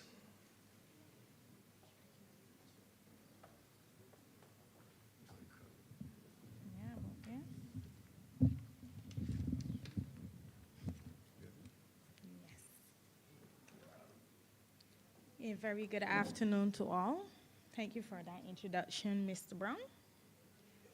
It is indeed a very special honor to be given the opportunity to be a part of today's forum and to deliver the vote of thanks. I trust that this youth forum has been as enlightening as it was engaging, and that each of you has learned something new, provided useful feedback and insights, or has shared something meaningful. Remember, as Secretary General stated earlier, the future is you. I would like to first acknowledge all of you who are present today. To our specially invited guests, the Honorable Davidson Ishmael, Minister in the Ministry of Innovation, Science and Technology, that is Industry, Innovation, Science and Technology, Mr. Rodney Taylor, Secretary General, Caribbean Telecommunications Union, Ms. Francia Jordan, Permanent Secretary, Ministry of Industry, Innovation, Science and Technology, Mr. Charlie Brown, Permanent Secretary, Ministry of Youth, Sports and Community Empowerment, Mr. Clevinston Hunt, Director of Youth Affairs, Ministry of Youth, Sports and Community Empowerment, Mr. Hazley Strawn, Digital Policy Coordinator, Ministry of Industry, Innovation, Science and Technology. We are indeed grateful for your presence and valuable contributions given today. It is with your vision that this forum provided a platform for discussions of innovation and growth for the future of our country. We thank you.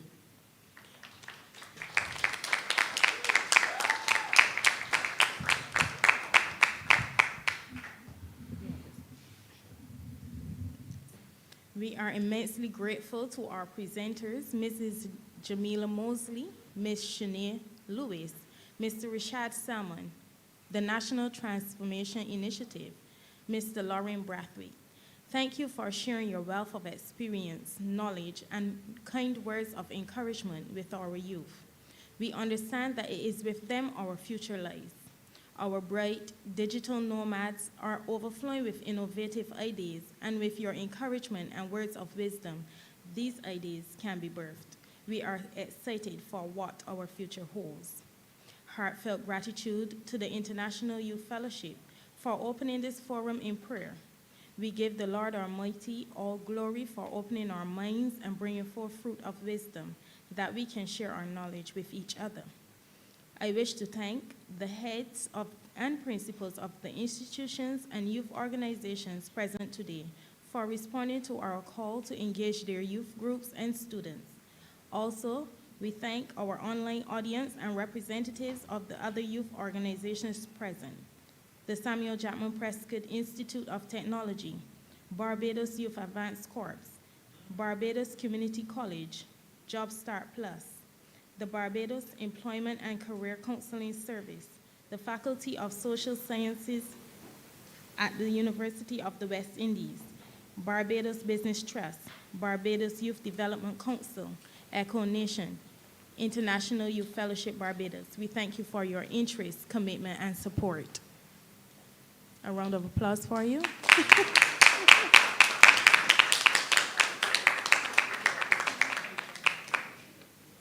I thank the University of the West Indies for accommodating us and providing coverage of this event so that those who could not physically make it here today could still be a part of this momentous occasion.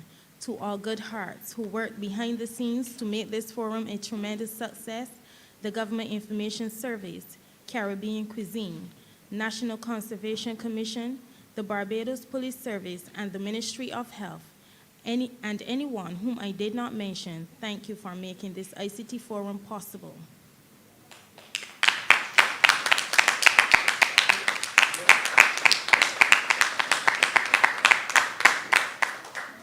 I owe a special gratitude to the Ministry of Industry, Innovation, Science, and Technology for providing a capable planning committee who worked tirelessly to ensure that this occasion be a memorable one. Lastly, to our generous sponsors, Digicel, Huawei, Meta, Telecommunications Authority of Trinidad and Tobago, American Registry for Internet Numbers, LACNIC, C&W Communications, Cloud Carib, TSL Group, VMware, Fortinet, Precision Cyber Technologies, and Digital Solutions Limited, Blue Map Americas, and Synerva, we are grateful to you. In the words of Gail Devers, every accomplishment starts with a try. So I implore you, the youth, to never give up. Dreams do become a reality. Thank you, everyone, and do enjoy the remainder of the afternoon.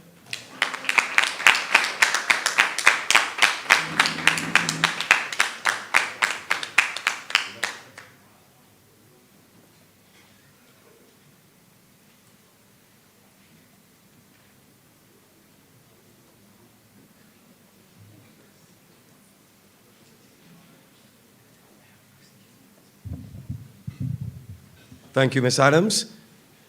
And ladies and gentlemen, thanks for attending today. Thank you to UETV, and at this point, please enjoy your afternoon. You're free to go. Thank you. Thanks for those who joined us online as well, and the stream, and continue to support. Thank you.